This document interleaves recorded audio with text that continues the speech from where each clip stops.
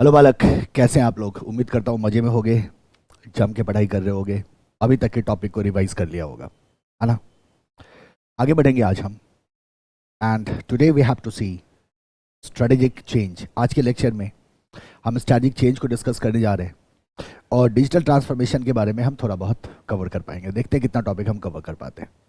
The first topic we are going to start with is the strategic change. तो heading करेंगे आप strategic change. Strategic change.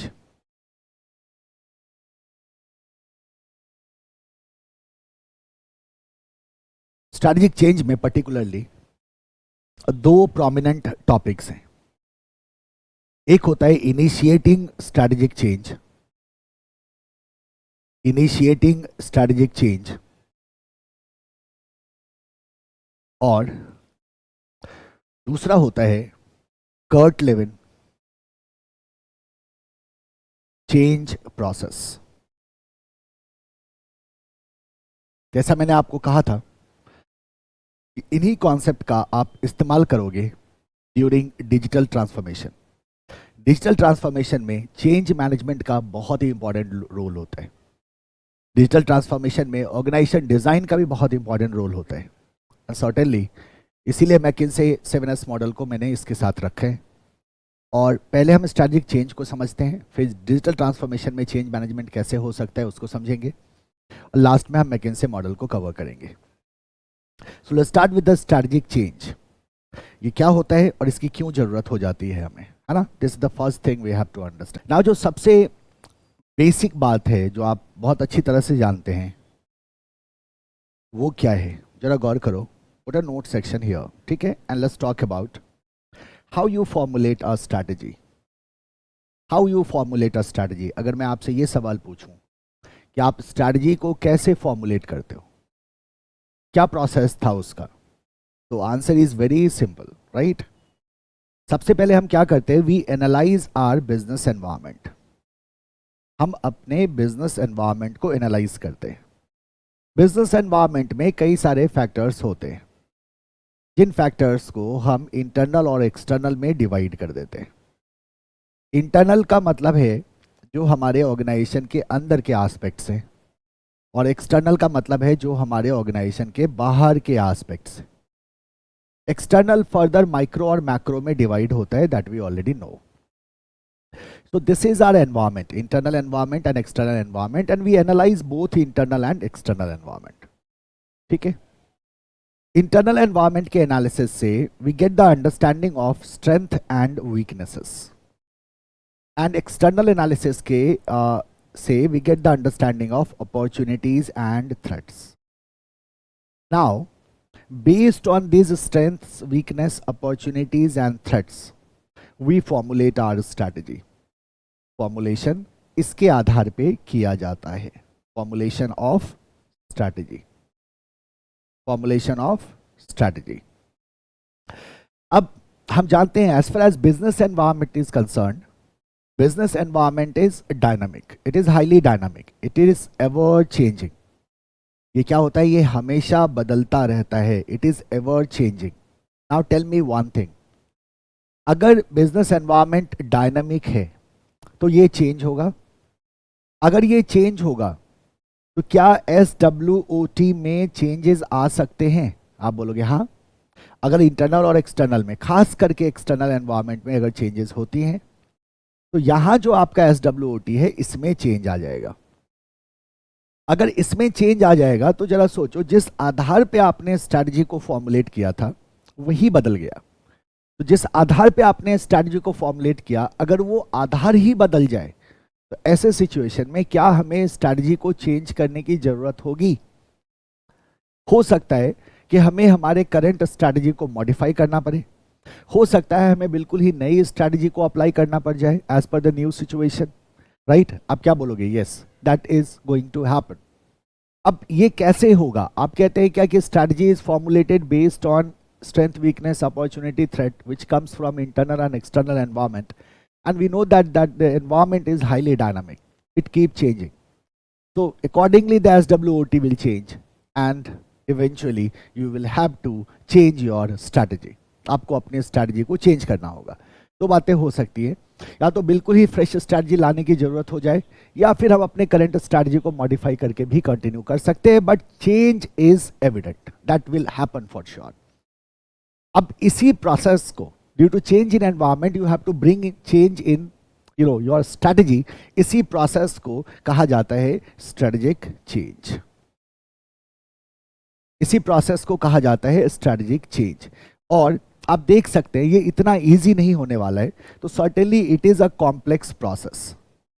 ये एक complex process है और हमें यही सीखना है कि चेंज को कैसे इनिशिएट किया जाए और चेंज को कैसे लॉन्ग लास्टिंग बनाया जाए। चेंज को कैसे इनिशिएट किया जाए और चेंज को कैसे लॉन्ग लास्टिंग बनाया जाए, इसी बात को हमें सीखना है इस टॉपिक में। सो this is your strategic change. क्या कह सकते हो आप? Strategy is formulated, strategy is formulated based on, strategy is formulated based on strengths, weaknesses, opportunities and threats, which comes from internal and external environment. Internal and external environment.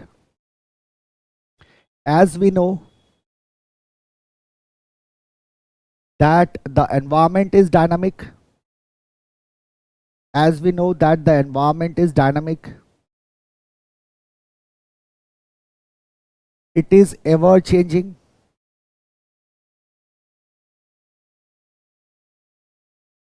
So, in response of change in environment, there comes need to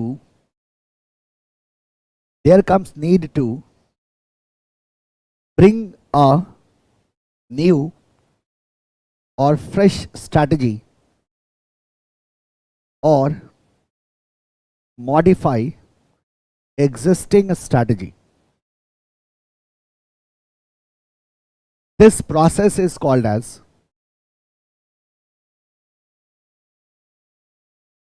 strategic change. This process is called as strategic change. इसी process को हम strategic change कहते हैं। और जैसा हमने अभी अभी देखा कि certainly it is a complex process। क्या बोल देंगे हम एक पॉइंट और इसके बारे में? It is a complex process। अब ये कैसे हम करते हैं, है ना? What are various steps through which strategic change can be done, right? अब एक बात तो है कि एनवायरनमेंट के आधार पे हमने अपनी स्ट्रैटेजी को फॉर्मुलेट किया और एनवायरनमेंट हाईली डायनामिक है। एनवायरनमेंट में चेंजेस होंगे, उन चेंजेस को हमें रिस्पॉन्ड करना होगा, हमें स्ट्रैटेजी को मॉडिफाई करना होगा, या हो सकता है हमें फ्रेश स्ट्रैटेजी लाना पड़े। इस पूरी प्रक्रिया को हमने स्ट्रैटेजिक चेंज का नाम दिया, ठीक है। अब सवाल आता है कि स्ट्रैटेजिक चेंज को इनिशिएट कैसे किया जाए। तो that is our first topic here, right? Initiating strategic change, initiating strategic change. अब जरा सोचो आप कैसे इनिशिएट कर सकते हो स्ट्रैटेजिक चेंज को। इनिशिएटिंग स्ट्रैटेजिक चेंज, आप स्ट्रैटेजिक चेंज को कैसे इनिशिएट कर सकते हो? This is what you have to understand, ठीक है। देखिए आप ध्यान से सुनना। स्ट्रैटेजिक चेंज को इनिशिएट करने में 3 स्टेप्स हैं और बड़े ही लॉजिकल स्टेप्स हैं बेसिकली, अगर आप देखोगे तो।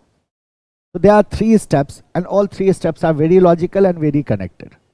In fact आप तीनों स्टेप के बारे में थोड़ी बहुत अंडरस्टैंडिंग तो रखते हो। अब ये 3 स्टेप कौन कौन से हैं? तो put a note section and try to understand here.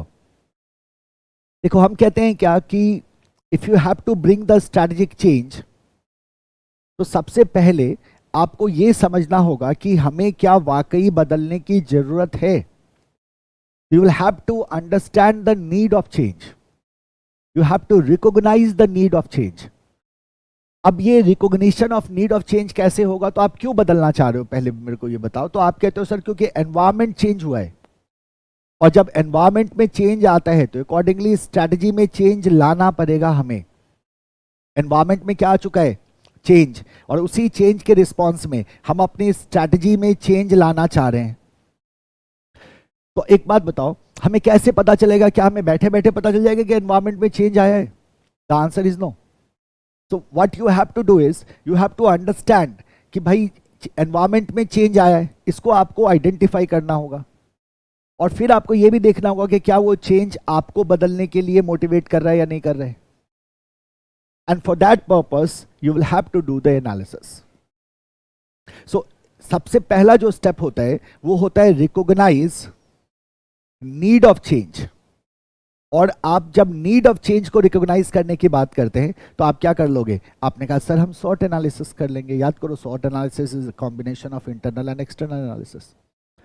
हम बहुत सारे टूल को यूज कर सकते हैं, but we can use the स्वॉट analysis, and स्वॉट analysis will give us idea कि एनवायरनमेंट में किस तरह के चेंजेस आए हैं और क्या उस चेंजेस हमारे लिए रेलेवेंट है और क्या उसकी वजह से हमें बदलने की जरूरत है, right. So accordingly we will change ourself. होता क्या है कि whenever there is some changes in environment, तो आपकी स्ट्रैटेजी में और एनवायरनमेंट में मिसमैच हो जाते हैं। आपके स्ट्रैटेजी और एनवायरनमेंट में मिसमैच होगा। तो आप ऐसे भी देख सकते हैं उसको कि जो हमारा प्रेजेंट कल्चर है, उस कल्चर का कौन सा ऐसा पार्ट है जो हमारे स्ट्रैटेजी को सपोर्ट नहीं कर रहा है, तो हमें उसे बदलना होगा। तो ये भी रिकॉग्नाइज नीड ऑफ चेंज में आप कंसीडर कर सकते हैं। रिकॉग्नाइज नीड ऑफ चेंज का मतलब हुआ कि कौन कौन से ऐसे एस्पेक्ट हैं पूरे एनवायरनमेंट के जो हमारे स्ट्रैटेजी को सपोर्ट नहीं कर रहे हैं, तो उसमें एक बैलेंस क्रिएट करने के लिए, एक फिट क्रिएट करने के लिए हमें उस चेंज, नीड ऑफ चेंज को रिकॉग्नाइज करना होगा एंड अकॉर्डिंगली अपने आप को चेंज करना होगा। That's the first step. जब तक ये नहीं समझेंगे बदलना है, तब तक बदलेंगे क्यों, है ना। एक बार आपने अगर चेंज को रिकॉग्नाइज कर लिया, तो अब आती है बात बदलने की खुद को। लेकिन अब यहां एक बात ध्यान में रखना, अगर किसी कंपनी की हम बात करें, let's say this is a company, ठीक है, दिस इज अ कंपनी, तो जाहिर सी बात है कंपनी के अपने ऑब्जेक्टिव्स होते हैं ना, कंपनी के अपने ऑब्जेक्टिव्स होंगे, राइट। और इस कंपनी में देयर आर पीपल वर्किंग, तो ये एम्प्लॉइज हैं। अब इन एम्प्लॉइज के भी अपने पर्सनल ऑब्जेक्टिव होंगे, यस और नो। जो एम्प्लॉइज हैं, एम्प्लॉइज के भी पर्सनल ऑब्जेक्टिव्स होंगे। एम्प्लॉइज भी जो काम कर रहा है वो भी कुछ सोच के कर रहा है ना। कंपनी के भी ऑब्जेक्टिव्स हैं और एम्प्लॉइज के भी ऑब्जेक्टिव्स हैं। अब जैसे मान लो फॉर एग्जांपल, कंपनी चाहता है कि सेल को मैक्सिमाइज करे, ये ज्यादा सेल चाहता है। अब ज्यादा सेल के लिए इसने क्या किया, अपने एम्प्लॉय को पुश किया कि मुझे ज्यादा सेल चाहिए। अब एम्प्लॉय को 16-17 घंटे काम करने पड़ रहे हैं और कंपनी का ऑब्जेक्टिव तो अचीव हो रहा है, लेकिन एम्प्लॉय क्या हो रहा है, डिससेटिस्फाई हो रहा है। यानी कि एम्प्लॉय का ऑब्जेक्टिव और कंपनी का ऑब्जेक्टिव क्या कर रहा है, क्लैश कर रहा है। तो अब क्या किया कंपनी ने, ऐसे सोचो आप कि हमने एम्प्लॉय को ये कहा कि we will give you incentive on sale, incentive on sale. अब देखो एम्प्लॉय का ऑब्जेक्टिव क्या है, एम्प्लॉय का ऑब्जेक्टिव है इंसेंटिव अर्न करना, पैसे कमाना, है ना। वो क्या चाह रहा है कि वो इंसेंटिव अर्न करे, और एम्प्लॉय क्या करेगा, इंसेंटिव अर्न करने के लिए फुल एफर्ट लगाएगा सेल करने में। और जब वो सेल करने में फुल एफर्ट लगाएगा तो सेल इंक्रीज होगा, सेल इंक्रीज होगा, कंपनी का ऑब्जेक्टिव क्या हो गया, अचीव हो गया। तो आप जाहिर सी बात है इस तरह से काम करना चाहोगे जहां एम्प्लॉय का ऑब्जेक्टिव और कंपनी का ऑब्जेक्टिव कोइंसाइड करे, इसमें कोई कॉन्फ्लिक्ट ना हो। अगर इसमें कोई कॉन्फ्लिक्ट हुआ, इन दैट केस स्ट्रेटजी एग्जीक्यूशन में आपको रेजिस्टेंस आना शुरू होगा, बाधाएं आनी शुरू हो जाएंगी।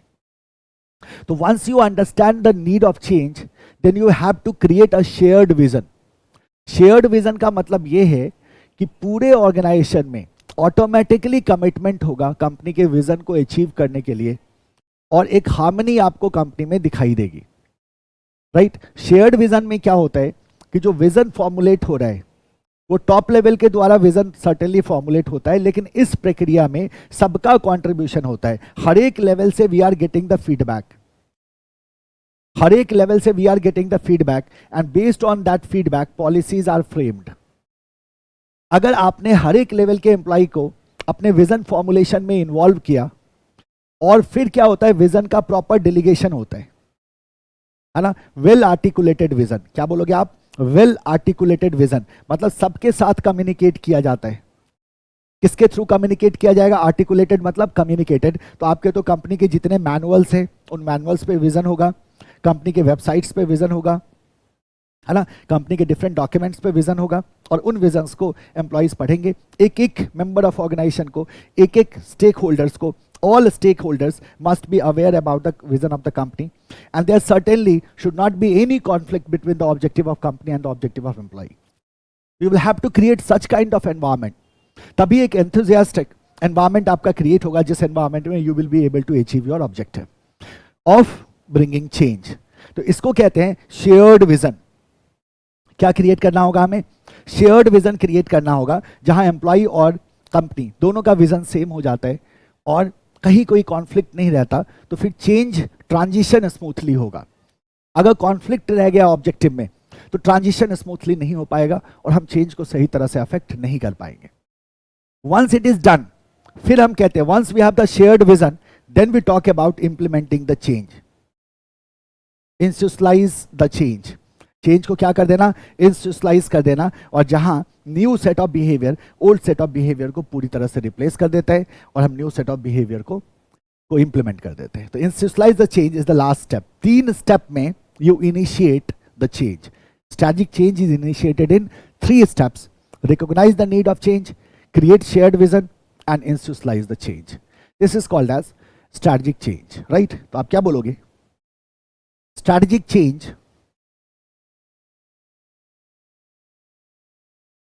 can be initiated in 3 steps. Can be initiated in 3 steps. Number 1, recognize the need of change. Number 2, create shared vision. And number 3, institutionalize the change. Correct?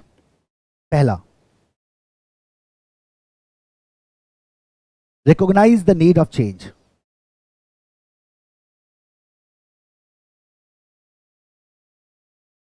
क्या कहा हमने इसमें, it involves identifying which facets of culture is strategy supportive and which are not. It involves identifying which facets of culture are strategy supportive, which facets of culture are strategy supportive and which are not, and which are not. It involves use of some analytical tool like SWOT analysis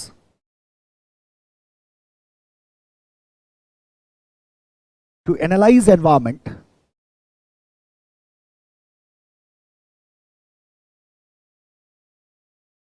to identify change in environment and need of changing.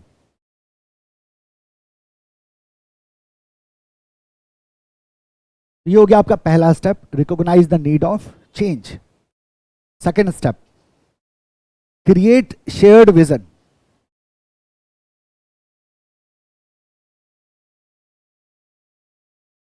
Create shared vision, क्या कहा हमने,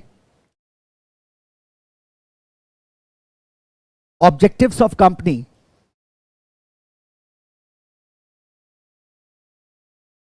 and that those of employees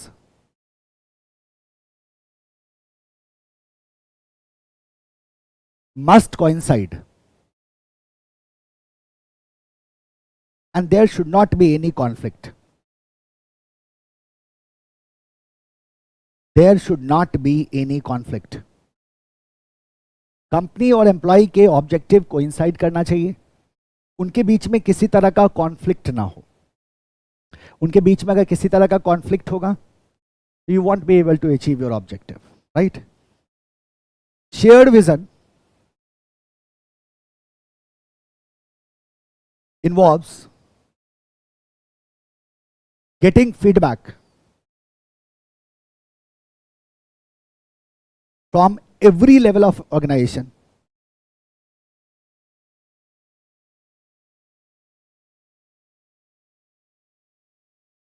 and involvement of all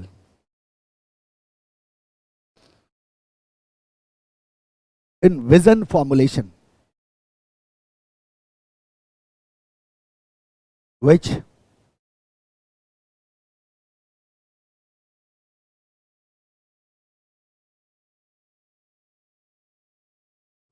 gives automatic commitment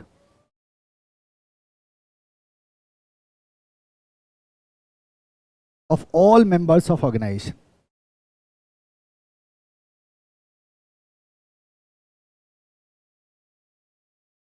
Of all members of organization. Okay. And the last step is institutionalize the change.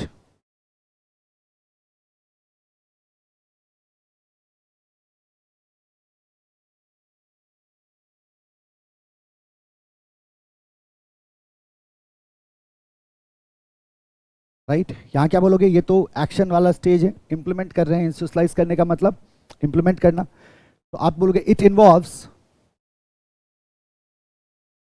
implementation of change strategy.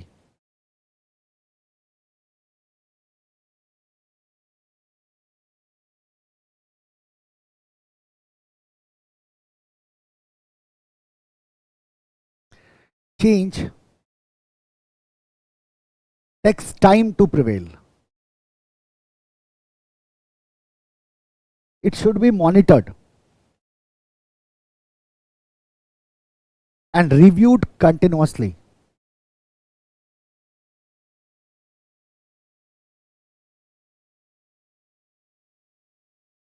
To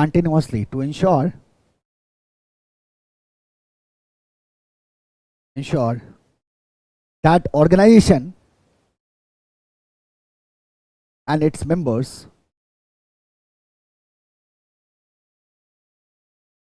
do not slip back to old ways. और ऐसा होता है, मैंने आपसे कहा था कि current situation से, करंट बिहेवियर से, करंट एटीट्यूड से सब सेटिस्फाइड रहते हैं। तो ये टेंडेंसी होती है कि वापस वो पुराने ढर्रे पे जाए।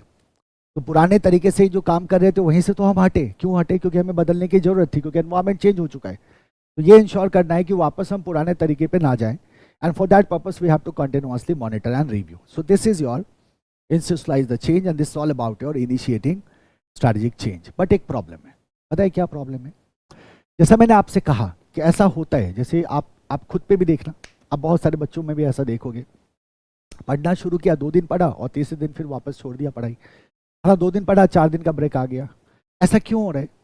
इसका मतलब आप कहीं ना कहीं वो बच्चा मोटिवेट हुआ था 2 दिन के पढ़ने के लिए, राइट, लेकिन 2 दिन पढ़ने के बाद वो वापस अपने पुराने रूटीन पे चला गया, फिर उसने पढ़ना बंद कर दिया। 4 दिन नहीं पढ़ा, 4 दिन के बाद फिर उसको होश आता है, फिर वो सोचता है कि नहीं मुझे पढ़ना है, और फिर वो 2-3 दिन बहुत मेहनत से पढ़ाई करता है, और फिर वो 5 दिन पढ़ाई नहीं करता है। तो ऐसा क्यों हो रहा है? ऐसा इसलिए होता है कि कोई भी इंडिविजुअल अपने करंट सिचुएशन से, करंट बिहेवियर से हाईली कंफर्टेबल होता है। जब भी वो अपने बिहेवियर को चेंज करने की कोशिश करता है तो एक टेंडेंसी होती है वापस पुराने बिहेवियर पे जाने की, और इसके चांसेस हमेशा बने रहते हैं। इसलिए चेंज जो होता है वो लॉन्ग लास्टिंग नहीं रह पाता। अब कोई भी बैड हैबिट है उसको छोड़ना चाहता है कोई बच्चा, तो आप देखोगे कि कोशिश कर रहे हैं लेकिन बार बार पुराने हैबिट पे जा रहे हैं। So why it is happening? तो कहते हो आप ये एक नेचुरल टेंडेंसी है, ये देखने को मिलता है। You have to break this cycle, तभी आपका चेंज लॉन्ग लास्टिंग होगा। एंड चेंज को लॉन्ग लास्टिंग करने के लिए एक प्रोसेस आया जो प्रपोज किया था कर्ट लेविन ने, जो बहुत ही इंपॉर्टेंट प्रोसेस है, 80s में आया हुआ थ्योरी, आज भी रिलेवेंट है। और हर एक कंपनी में जहां भी आप चेंज को इंप्लीमेंट करोगे, आप कर्ट लेविन के मॉडल को ही फॉलो करोगे। इवन जब हम डिजिटल ट्रांसफॉर्मेशन चेंज मैनेजमेंट करेंगे अगले टॉपिक में, तो भी आप देखोगे कर्ट लेविन के मॉडल का ही आपको रेफरेंस दिखाई देगा, उसी के कॉन्सेप्ट्स को आप यूज कर रहे होगे। तो कर्ट लेविन ने एक चेंज प्रोसेस, 3 स्टेप का एक चेंज प्रोसेस प्रपोज किया, जिस प्रोसेस के थ्रू आप चेंज को लॉन्ग लास्टिंग बना सकते हो, है ना। ऐसा चेंज आप क्रिएट कर सकते हैं जो लंबे समय तक चले। ये थियरी आप किसी पे भी ट्राई कर सकते हैं। आपके घर में कोई छोटा भाई बहन है ना, तो आप उस पर भी ये थियरी ट्राई कर सकते हैं। चलो मैं उसी एग्जांपल से आपको इसको समझाता हूं। तो चलेंगे नेक्स्ट टॉपिक पे, Kurt Lewin change process. Kurt Lewin change process.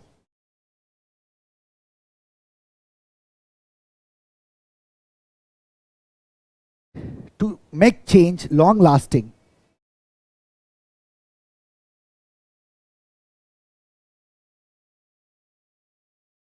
Kurt Lewin has proposed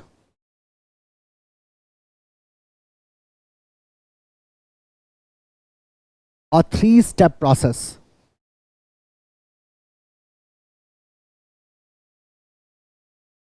of change management.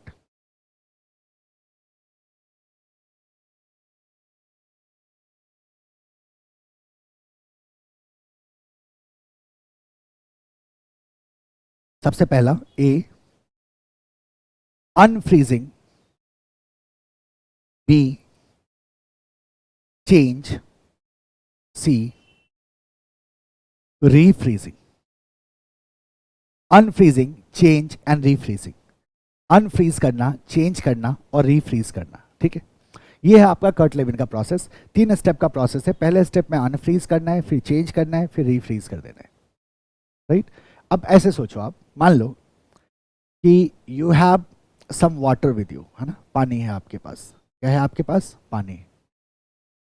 तो इस पानी को हम मान लेते हैं एटीट्यूड। क्या मान लेते हैं? Attitude and behaviour. अब पानी जैसा एटीट्यूड एंड बिहेवियर तो होता नहीं है ना।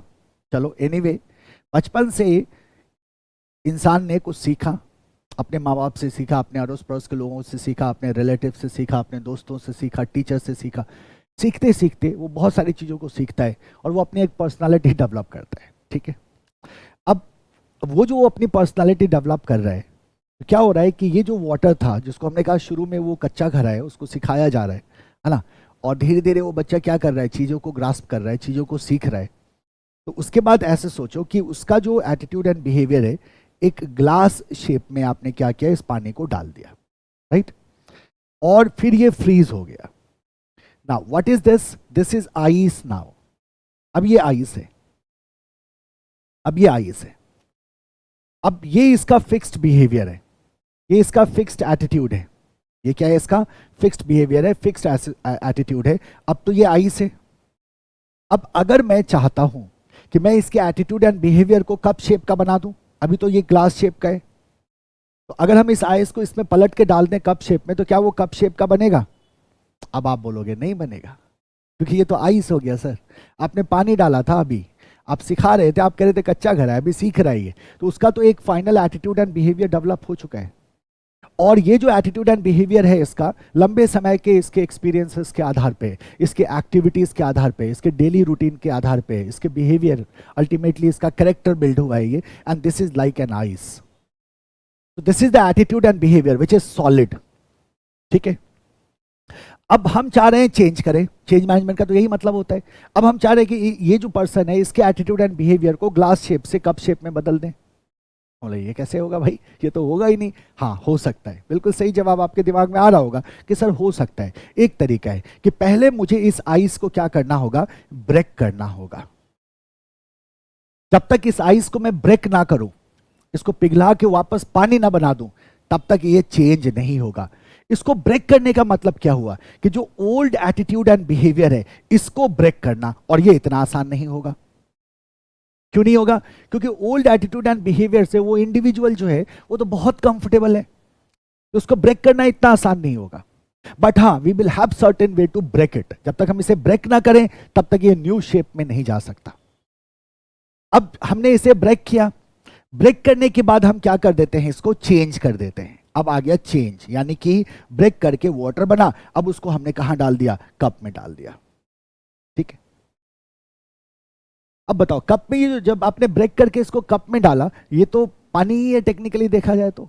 आप बोलोगे हाँ, अभी तक तो ये फिक्स नहीं हुआ है, राइट। सो अब व्हाट वी से हियर कि इंडिविजुअल में क्या होता है, पापा घर आए, आप पढ़ नहीं रहे थे, आपको पापा ने डांट लगाई, फिर प्यार से समझाया, फिर मोटिवेट किया, आप मोटिवेट हो गए, बोले नहीं पापा सही कह रहे हैं, मुझे पढ़ना है। आपने पढ़ना शुरू किया, पापा घर से गए, आपने बुक बंद कर दी, टीवी ऑन करके बैठ गए। ऐसा क्यों हुआ, ऐसा क्यों हो गया? तो आप कहते हैं सर ये प्रॉब्लम ये है कि हम जो पहले मेरा एटीट्यूड एंड बिहेवियर है, उस एटीट्यूड एंड बिहेवियर को ब्रेक किया गया and we try to change, but ये टेंडेंसी है कि हम वापस पुराने बिहेवियर पे जाते हैं, because with older behaviour we are more comfortable. उसको हम जी रहे हैं कई साल से, उसमें हम ज्यादा कंफर्टेबल है, और वही टेंडेंसी होती है वापस जाने की। कहने का मतलब हम इसको चेंज करने के बाद हम यहां इसको ऐसे नहीं छोड़ सकते। हम बोलेंगे कि चेंज तब माना जाएगा जब ये जो न्यू सेट ऑफ बिहेवियर है वो नॉर्मल वे ऑफ लाइफ बन जाए। यानी कि आपके पापा ने आपको समझाया, आप समझ गए, और उसके बाद आपने 10 घंटे पढ़ाई करनी शुरू करी, और वो 10 घंटे की जो स्टडी है ना, वो आपका नॉर्मल वे ऑफ लाइफ है। अब आप रोज 10 घंटे पढ़ रहे हो, तभी माना जाएगा ना कि चेंज हुआ। 2 दिन पढ़ के तीसरे दिन वापस पुराने ढर्रे पे जाना, वो तो चेंज नहीं हुआ। यानी कि यहां जो हम लिक्विड लेके आए थे, उसे हमें क्या करना होगा, उसे हमें रीफ्रीज करना होगा, उसे हमें रीफ्रीज करना होगा। और रीफ्रीज हम तब मानेंगे जब ये जो चेंज है ये नॉर्मल वे ऑफ लाइफ बन जाए। तो ठीक ऐसा ही होता है ये प्रोसेस। कुछ हमने ऐसे ही एग्जांपल ले लिया, इट्स नॉट अबाउट आइस, है ना, बट हमने ऐसे ही एक एग्जांपल ले लिया कि जैसे एक ग्लास के शेप में अगर आइस है, उसको कप के शेप में लाना चाहते हैं, तो पहले उसे ब्रेक करना होगा, फिर उसे कप में डालना होगा चेंज, और फिर उसे फ्रीज करना होगा। ये 3 स्टेप में आप क्या कर सकते हैं, इसके शेप को बदल सकते हैं। अकॉर्डिंगली 3 स्टेप में आप लोगों के एटीट्यूड एंड बिहेवियर को चेंज कर सकते हैं as per the Kurt Lewin change process. पहला है अनफ्रीजिंग, दूसरा है चेंज, और तीसरा है रीफ्रीजिंग। तो पहला स्टेप है आपका अनफ्रीजिंग। अनफ्रीजिंग, चलिए हम स्टार्ट करेंगे पहले से। सबसे पहला स्टेप है हमारा अनफ्रीजिंग। अनफ्रीज करने का मतलब क्या हुआ, है ना, तो हमने कहा अनफ्रीज करने का मतलब हुआ ओल्ड बिहेवियर एंड एटीट्यूड को क्या करना, ब्रेक करना। देखो अनफ्रीज बहुत ही इंपॉर्टेंट स्टेप है। अगर आपने चेंज को इंप्लीमेंट किया और वो चेंज अगर आपके मेंबर्स ऑफ ऑर्गेनाइजेशन के लिए सरप्राइज की तरह आया, शॉक की तरह आया, तो फिर वो बड़ा डिमोटिवेटिंग हो सकता है, डिजास्टर्स हो सकता है ना, हो सकता है सोशल डिसरप्शन कॉज हो जाए आपके ऑर्गेनाइजेशन में।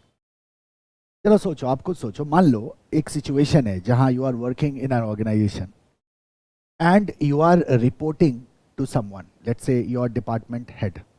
आप अपने डिपार्टमेंट हेड को क्या कर रहे हो, रिपोर्ट कर रहे हो, और सडनली क्या होता है कि next day you come to your organisation और आपको कहा जाता है कि अब आपको 2 लोगों को रिपोर्ट करना होगा। आपसे कहा जाता है कि you are a part of a project, so you will have to report your project head and also you will have to report your department head. Now tell me कि आप ऐसे सिचुएशन में क्या आप कंफर्टेबल होगे? नहीं। क्यों नहीं कंफर्टेबल होगे? क्योंकि आपके तो सर ये बड़ा ही सरप्राइज है, मेंटल एडजस्टमेंट में काम टाइम तो लगेगा, we are not ready for this, है ना, I am not ready for this. और ये एकदम से सडनली कहा जाता है कि आज से आप दोनों को रिपोर्ट करो। सो this is a surprise and this surprise will cause disruption, ये डिसरप्शन कॉज करेगा। या फिर ऐसे सोचो कि अभी तक आप मैनुअली काम कर रहे थे और दूसरे दिन आप आते हैं तो आप देखते हैं आपके डेस्क पे कंप्यूटर लगाया है, उस पर तरह तरह के सॉफ्टवेयर्स हैं और आपको कहा जाता है अब आप कंप्यूटराइज्ड वे में काम करोगे, डिजिटल ट्रांसफॉर्मेशन हम करने की कोशिश कर रहे थे। Again it's a surprise. तो सबसे पहली बात तो ये है कि अनफ्रीजिंग इसलिए जरूरी है कि चेंज कभी एज अ सरप्राइज नहीं आना चाहिए। चेंज अगर सडन होगा और सरप्राइज होगा तो उस कंडीशन में उसका डेट्रिमेंटल इफेक्ट आपको देखने को मिलेगा, डिजास्टर्स इफेक्ट आपको देखने को मिलेगा, सोशल डिसरप्शन कॉज कर सकता है, ये एम्प्लॉय का मोरल लो होगा, मोटिवेशन लेवल डाउन हो जाएगा। तो that is why we have the process of unfreezing. Unfreezing का मतलब होता है लोगों को चेंज के बारे में बताना और उन्हें चेंज को एक्सेप्ट करने के लिए तैयार करना। अब ये कैसे किया जा सकता है? तो इसका करने का तरीका क्या है कि you will have to delegate the information. Look, सबसे कन्विंसिंग होता है चेंज को एक्सेप्ट करना किसी भी इंडिविजुअल के लिए जब उससे उसकी जरूरत समझ में आ जाए, जब उसे ये समझ में आ जाए कि चेंज हुआ है और उस चेंज के हिसाब से मुझे खुद को बदलने की आवश्यकता है, ये बहुत इंपॉर्टेंट है। और अनफ्रीजिंग में आप ये काम कर सकते हो by story telling, by delegation of information, by counselling भी आप यूज कर सकते हैं, स्टाफ ब्रीफिंग यूज कर सकते हैं। तो दे आर डिफरेंट मेथड्स जिसके through we can delegate information to our member of organisation and make them ready to accept the change. जब तक इंडिविजुअली मेंटली तैयार नहीं हो जाता है चेंज को एक्सेप्ट करने के लिए, तब तक चेंज सक्सेसफुल नहीं होगा। आपको ही मैं कोई बिहेवियर अगर बदलने को बोलूं, तो आप नोटिस करना कि रेसिस्टेंस आता है इंडिविजुअल की तरफ से। एक तो हम कोशिश नहीं करते, और अगर हमने कोशिश भी करी तो हम फिर से पुराने ढर्रे पे चले जाते हैं। तो कहीं ना कहीं हम उस चेंज को एक्सेप्ट करने के लिए तैयार नहीं है। सो अनफ्रीजिंग वो प्रोसेस है जिस प्रोसेस के तहत हम किसी भी इंडिविजुअल को चेंज को एक्सेप्ट करने के लिए तैयार करते हैं। That is what the unfreezing is all about. Unfreezing वो प्रोसेस है जिसमें हम ओल्ड बिहेवियर एंड एटीट्यूड को ब्रेक करते हैं, right. So what we say, unfreezing is the process of making people aware of change, of change and ready to accept the change, ready to accept the change। Change को लेके awareness और change को लोग क्या करें, accept करें। Change should not be sudden,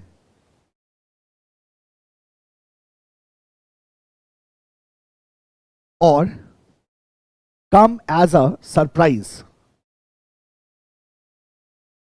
to members of organisation.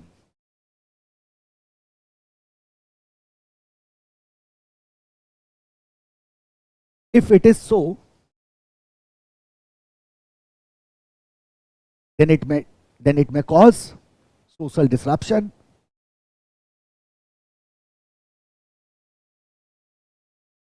and lowered employee morale.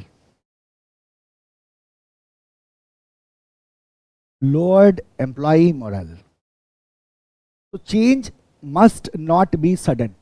ये sudden नहीं होना चाहिए, ये सरप्राइज नहीं होना चाहिए। और उसी से बचने के लिए बेसिकली आप अनफ्रीजिंग कर रहे हो, जहां आप इंफॉर्मेशन डेलीगेट कर रहे हो। आप कहते हैं it involves breaking down old behaviour and attitude of members of organisation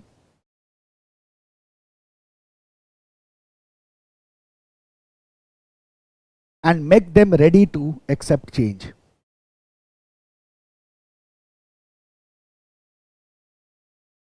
Make them ready to accept change.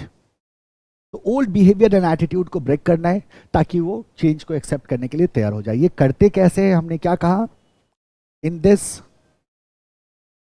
Various techniques like counselling use कर लो आप, counselling, staff briefing, story telling,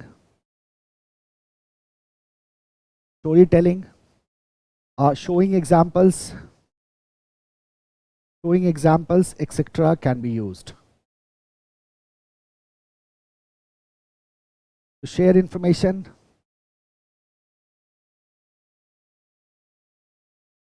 and making every member of organization ready to change.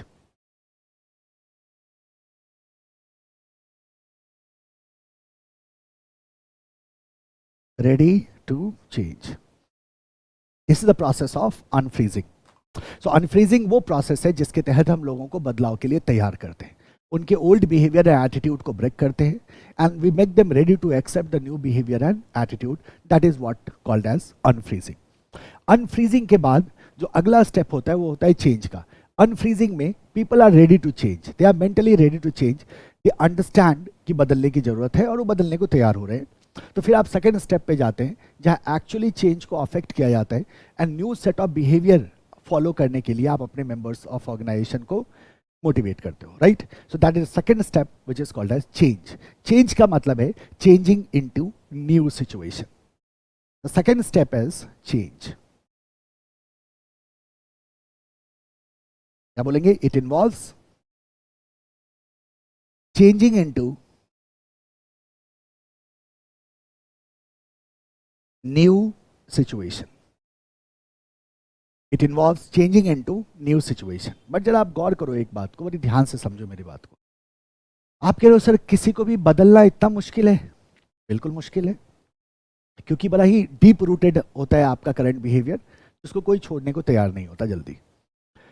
तो क्या change अपने आप हो जाएगा? Second step में हम कह रहे हैं चेंज, और चेंज में हम कह रहे हैं changing into new situation.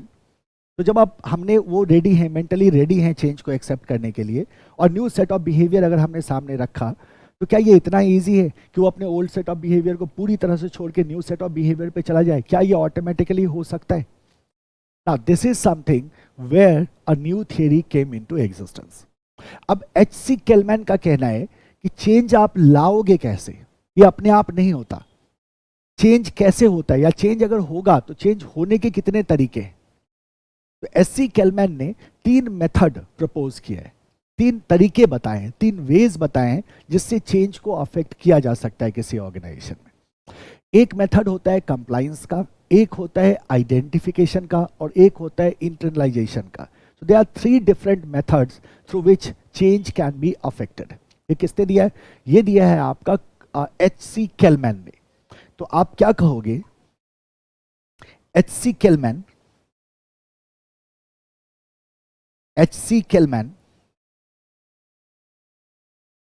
has proposed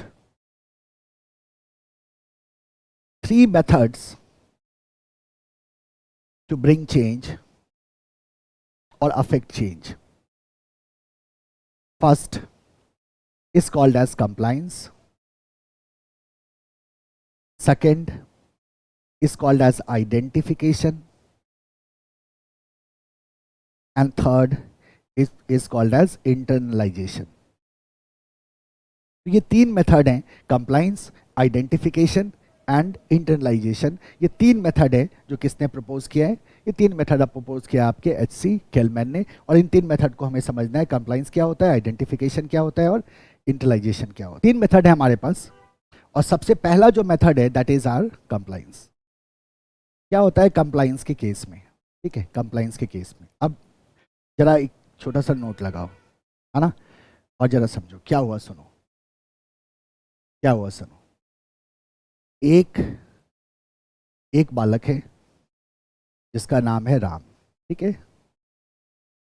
Ram का एक छोटा भाई है जिसका नाम है श्याम. राम का छोटा भाई का नाम क्या है? श्याम, है ना. अब राम जो है ये अच्छा बच्चा है ना, सीनियर है थोड़ा, श्याम थोड़ा छोटा है. श्याम का जो बिहेवियर है अभी, श्याम जो है नॉट इंटरेस्टेड इन स्टडी, पढ़ाई वढ़ाई से इसको कोई खास मतलब नहीं है. किसी गेम में भी ये अच्छा नहीं कर रहा है, ये टोटली टाइम पास कर रहा है. क्या कर रहा है? ये टोटली टाइम पास कर रहा है ना, समय बीत रहा है इसका बस. राम इसको लेके चिंतित है. तो राम चाहता है कि किस तरह से श्याम के बिहेवियर को बदले. राम श्याम के बिहेवियर को बदलना चाहता है. राम को पता है कि श्याम अगर इसी तरह से रहा तो आने वाले टाइम में, भविष्य में उसको बहुत सारी परेशानियां होंगी. तो Ram is trying to change the behaviour of Shyam. तो राम आपके पास आया और आपसे पूछा कि बताओ भाई मैं क्या कर सकता हूँ कि जिससे मैं अपने श्याम के बिहेवियर को चेंज कर सकूँ. उसका एटीट्यूड ही नेगेटिव है, हर एक चीज़ को लेके, पढ़ाई को लेके, खेल को लेके, किसी चीज़ में वो सही तरह से कर ही नहीं रहा है.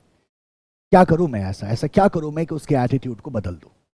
मैंने बहुत कोशिश करी, है ना, मैंने डांटा फटकारा, मार पिटाई करी, सब कुछ कर लिया, मेरी बात ही नहीं सुनता. तो अब आप क्या बोलोगे? आप बोलोगे नहीं, डांट पिटाई करना, नो, फटकारना या मारना पीटना, that is not the solution. आप बोलोगे चलो मैं तुम्हें इलाज बताता हूँ, इसका आपको एक प्रोसेस को फॉलो करना होगा. राम ने पूछा कौन सा प्रोसेस? आपने कहा आप कर्ट लेविन के चेंज प्रोसेस को फॉलो करो. कर्ट लेविन के चेंज प्रोसेस को फॉलो करो. कर्ट लेविन के चेंज प्रोसेस को आप फॉलो करो. 3 स्टेप का प्रोसेस है, इसमें आप इसके बिहेवियर को बदल सकते हो. ठीक है, राम को आपने प्रोसेस समझा दिया. तो अब राम क्या करेगा बताओ? तो राम ने क्या किया? सबसे पहला स्टेप अप्लाई किया, दैट इज व्हाट? अनफ्रीजिंग. अब क्या हुआ देखो, राम ने श्याम को बोला कि कि दुनिया बदल चुकी है, हालात बदल चुके हैं, बहुत तेज़ी से डेवलपमेंट्स हो रहे हैं, आईटी फील्ड बहुत तेज़ी से बढ़ रहा है, बिजनेस का जो स्कोप एंड साइज़ है वो बदल रहा है, जॉब मार्केट जो है उसमें कंपटीशन बढ़ रही है, इंडिया का पॉपुलेशन बहुत ज़्यादा है ना। तो many things he start telling to Shyam. एक ही बार में नहीं बोल देगा वो, बहुत समय ले रहे है ना, कुछ कुछ दिन तो लगेंगे इस प्रोसेस में, है ना। So what Ram is doing now, Ram is providing information, Ram is trying to delegate information to Shyam as much as possible, है ना।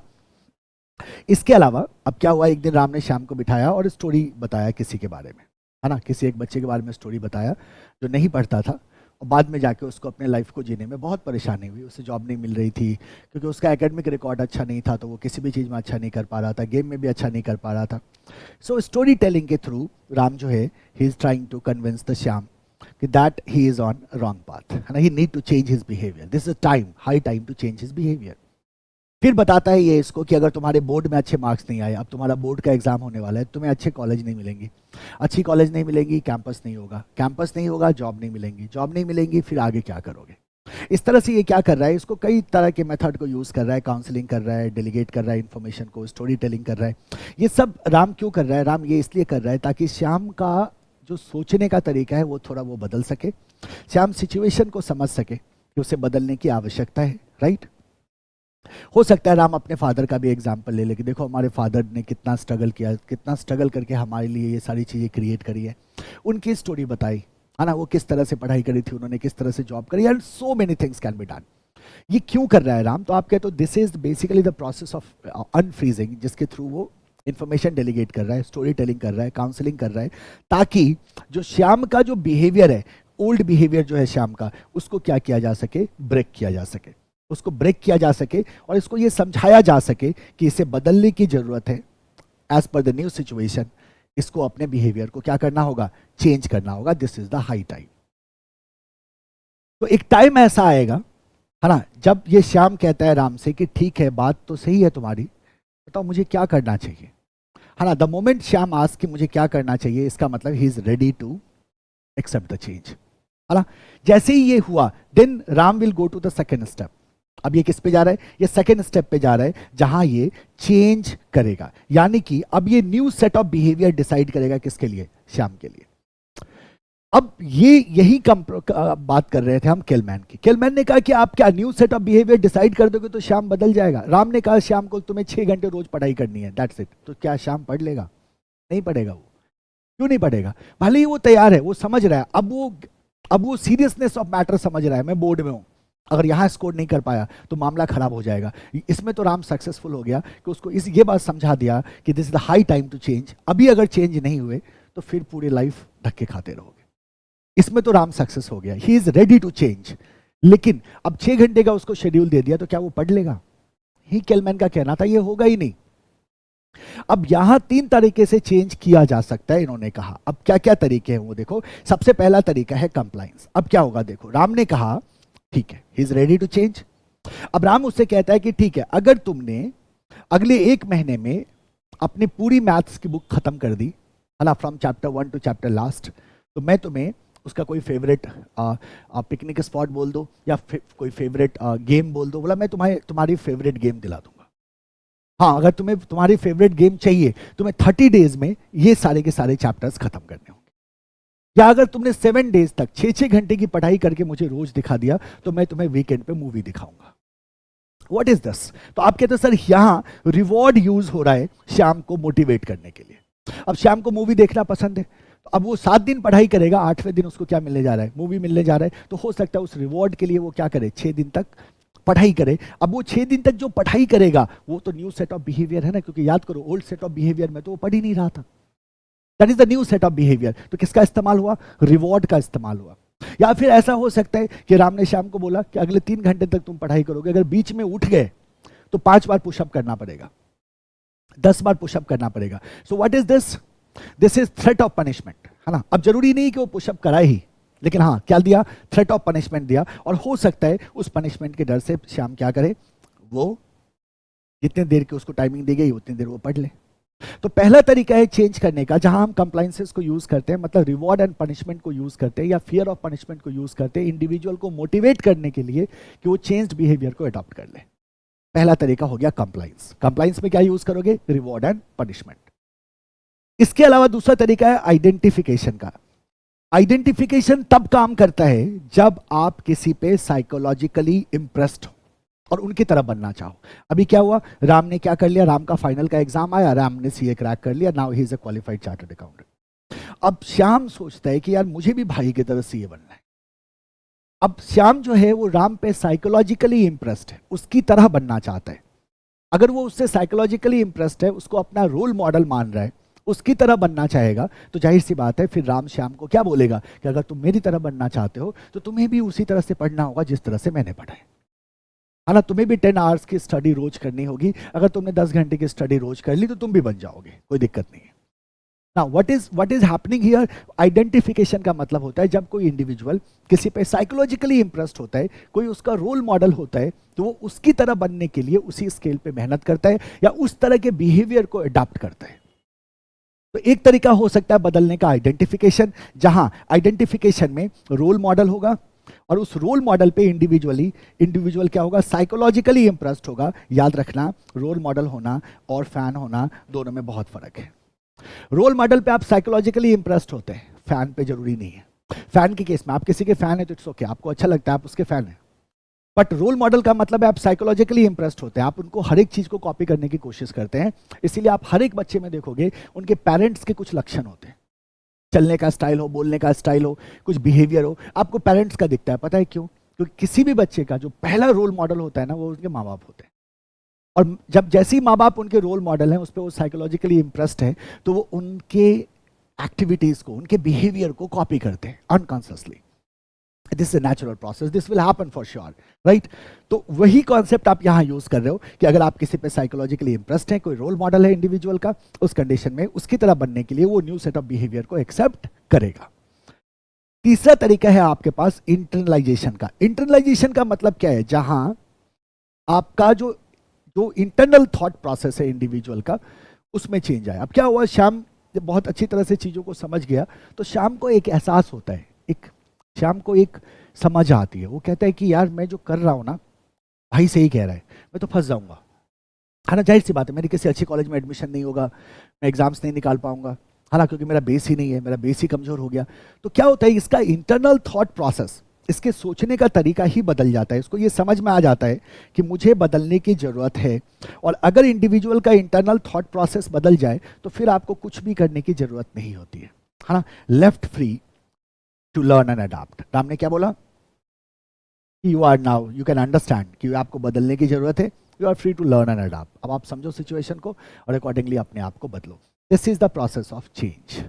तो चेंज के लिए 3 तरीके हैं, एक है कंप्लाइंस, एक है आइडेंटिफिकेशन, एक है इंटरनलाइजेशन। कंप्लाइंस में रिवॉर्ड एंड पनिशमेंट यूज होगा, आइडेंटिफिकेशन में रोल मॉडल, एंड इंटरनलाइजेशन के केस में इंटरनल थॉट प्रोसेस में चेंज होता है, right. This is how the change will happen. अब देखो, अब राम ने श्याम पे मान लो कंप्लाइंस यूज किया, अब 1 महीने श्याम ने अच्छे से पढ़ाई करी, क्योंकि उसको क्या चाहिए था, उसको अपना फेवरेट गेम चाहिए था, है ना। 1 हफ्ते श्याम ने अच्छे से पढ़ाई करी क्योंकि उसको मूवी देखना था वीकेंड पे, बहुत अच्छी बात है। तो क्या अगले हफ्ते श्याम को छोड़ दिया जाए, उस पर नजर ना रखी जाए? आप बोलोगे सर यही तो गड़बड़ है, वो फिर से पुराने बिहेवियर पे जाना चाहेगा। तो नहीं, तो ये चलता रहेगा सर, 1 महीना, 2 महीना, 3 महीने, 4 महीने, 5 महीने, 6 महीने। इस तरह से राम ने क्या किया, श्याम को वॉच किया और बार बार रिवॉर्ड एंड पनिशमेंट को यूज किया और उसको मोटिवेट करता रहा। एक टाइम आएगा, मतलब 2 महीने 3 महीने के अंदर, देन यू विल सी कि अब उसको रिवॉर्ड की जरूरत नहीं है, अब उसको पनिशमेंट की जरूरत नहीं है ना। वो ऑटोमेटिकली जैसे ही टाइम होता है पढ़ने का, वो अपनी बुक लेके बैठ जाता है। Now what is this? तो आप कहते हैं changed behaviour is normal way of life now. Change behaviour क्या हो चुका है, उसका नॉर्मल वे ऑफ लाइफ हो चुका है। उसे जब मौका मिलता है वो चुपचाप बैठ के अपनी पढ़ाई करने लगता है, उसे पता है कि यही काम आने वाला है। सो दैट इज रीफ्रेजिंग। रीफ्रेजिंग तब होता है जब पुराना बिहेवियर पूरी तरह से रिप्लेस हो जाता है न्यू बिहेवियर से, और जब नया बिहेवियर ही आपका नॉर्मल वे ऑफ लाइफ हो जाए, तो that is called as rephrasing. इसका मतलब चेंज सक्सेसफुली इंप्लीमेंट हो चुका है। तो चेंज के बाद क्या आता है लास्ट में? लास्ट में आ जाता है हमारा रीफ्रेजिंग। क्या आ जाएगा लास्ट में? Rephrasing. This is how Ram can change the Shyam, right. So compliance की अगर हम बात करें, क्या बोलोगे? इन दिस rewards और पनिशमेंट और फियर ऑफ पनिशमेंट,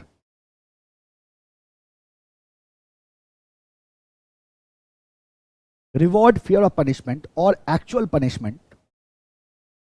कभी कभी फियर ऑफ पनिशमेंट होगा, कभी कभी एक्चुअल पनिशमेंट भी दिया जा सकता है। Can be used to motivate individuals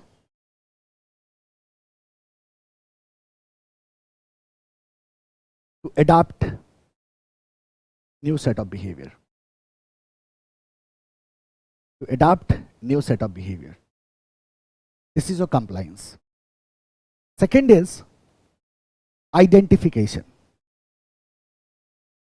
इसमें कंडीशन है, ये तभी इफेक्टिव होगा जब इंडिविजुअल किसी पे साइकोलॉजिकली इंप्रेस्ड है।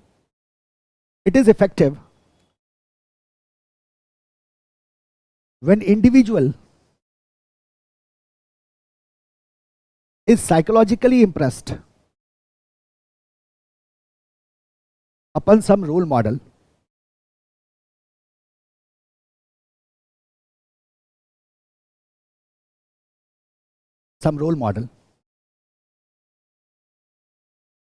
in this case the individual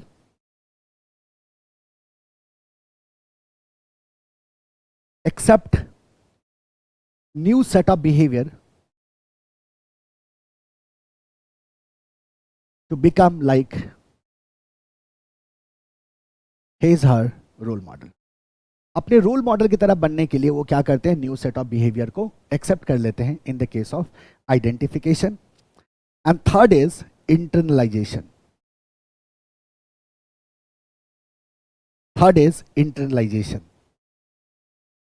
ने क्या कहा था, it involves change in internal thought process, change in internal thought process of individual.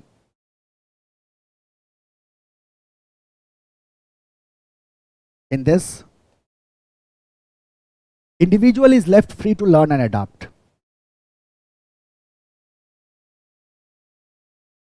Free to learn and adapt.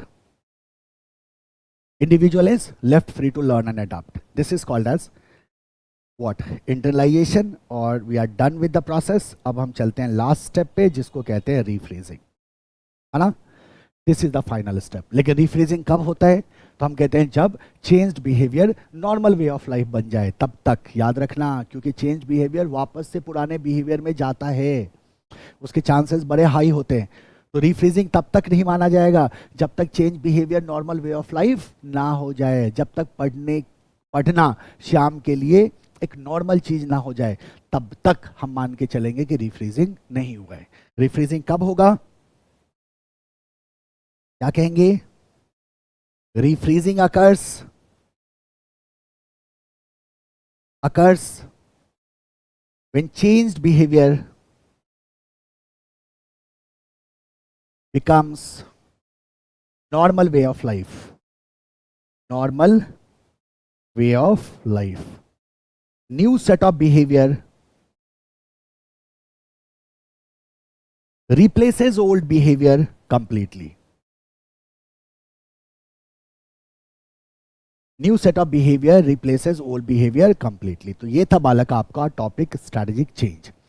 Strategic change में आपने सीखा कि स्ट्रैटेजी को जब हम फॉर्मुलेट करते हैं तो एनवायरमेंटल कंडीशन के आधार पे फॉर्मुलेट करते हैं, लेकिन चूंकि एनवायरमेंट डायनामिक है तो एनवायरमेंटल कंडीशंस बदलते हैं, और उन बदलते कंडीशंस में हो सकता है हमें नई स्ट्रैटेजी को लाना पड़े, या हो सकता है हमें हमारी एग्जिस्टिंग स्ट्रैटेजी को मॉडिफाई करना पड़े. इस प्रोसेस को स्ट्रैटेजिक चेंज कहेंगे. सर्टेनली ये एक कॉम्प्लेक्स प्रोसेस है. स्ट्रैटेजिक चेंज को इनिशिएट करने के लिए किसी भी कंपनी में 3 स्टेप होंगे. सबसे पहले हमें समझना होगा कि चेंज की आवश्यकता है, and for that purpose we will do the SWOT analysis. फिर हमें शेयर्ड विजन क्रिएट करना होगा ताकि कोई कॉन्फ्लिक्ट ना हो, और एम्प्लॉय और कंपनी का ऑब्जेक्टिव क्या हो, सेम हो, और विजन सबके साथ प्रॉपर्ली कम्युनिकेटेड हो. और फिर जाके हम एक्सरसाइज करते हैं चेंज को. लेकिन हमने सीखा कि जब ह्यूमन के बिहेवियर एंड एटीट्यूड को बदलने की बात आती है, यहाँ बहुत डिफिकल्टी होती है. तो ऐसे में कर्ट लेविन का एक प्रोसेस है, 3 स्टेप का प्रोसेस, जो क्या करता है, चेंज को लॉन्ग लास्टिंग बनाना सिखाता है. तो इस 3 स्टेप के प्रोसेस को कहते हैं unfreezing, change and refreezing. Unfreeze में पहले हमने ओल्ड बिहेवियर एंड एटीट्यूड को ब्रेक किया, इंफॉर्मेशन डेलीगेट किया, है ना, लोगों को चेंज के बारे में बताया और चेंज को एक्सेप्ट करने के लिए तैयार किया। चेंज करने के 3 तरीके हो सकते हैं एज पर द एच.सी. केलमैन। तो चेंजिंग इनटू न्यू सिचुएशन में 3 तरीके हैं, कंप्लाइंस है, आइडेंटिफिकेशन है, इंटरनलाइजेशन है।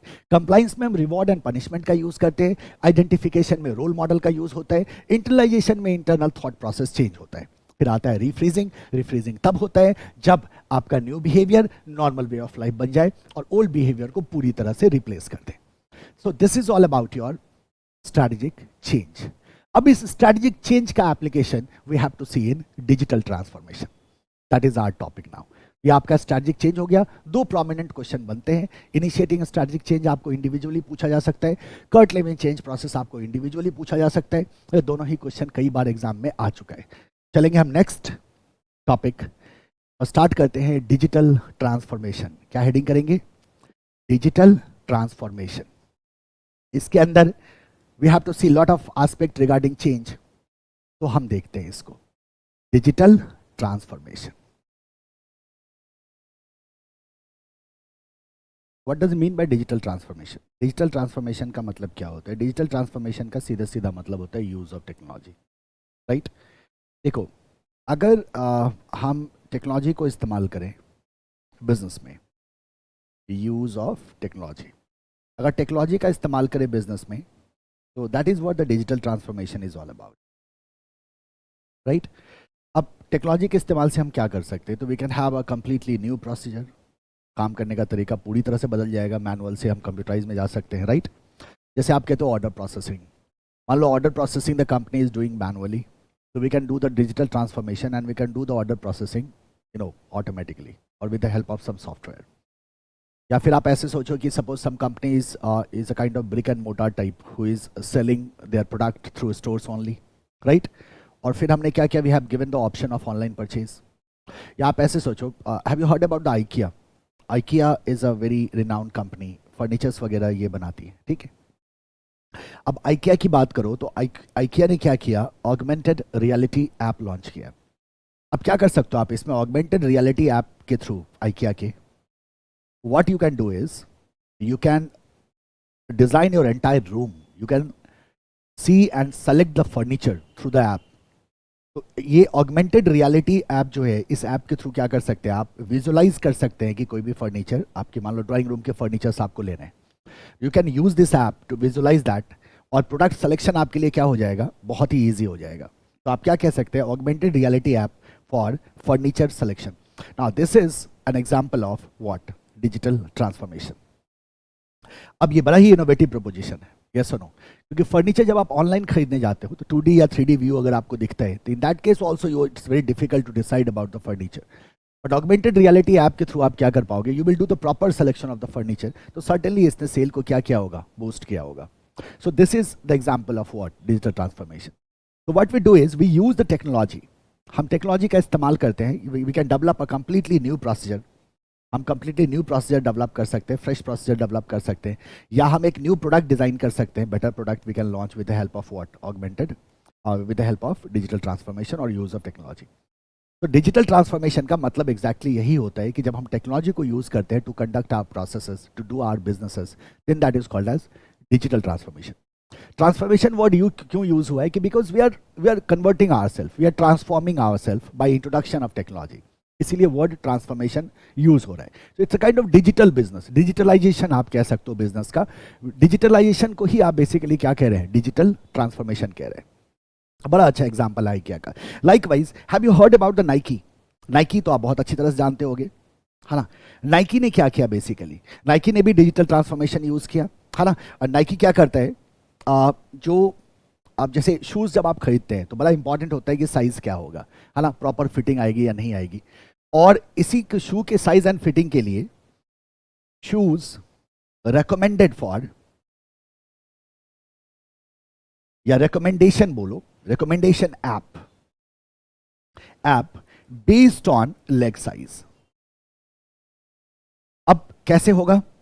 तो आप क्या कर सकते हैं? लेग का, अपने पैर का स्कैन कर सकते हैं उस ऐप की मदद से। ऐप से क्या किया? पैर को स्कैन किया, और आपने अपने पैर को स्कैन करके, और accordingly the shoes will be suggested. अब देखो कितना इजी हो जाता है, बिकॉज अब शूज को भी परचेज करने की बात करो तो ऑनलाइन में सबसे बड़ी प्रॉब्लम किसकी होती है? साइज की होती है।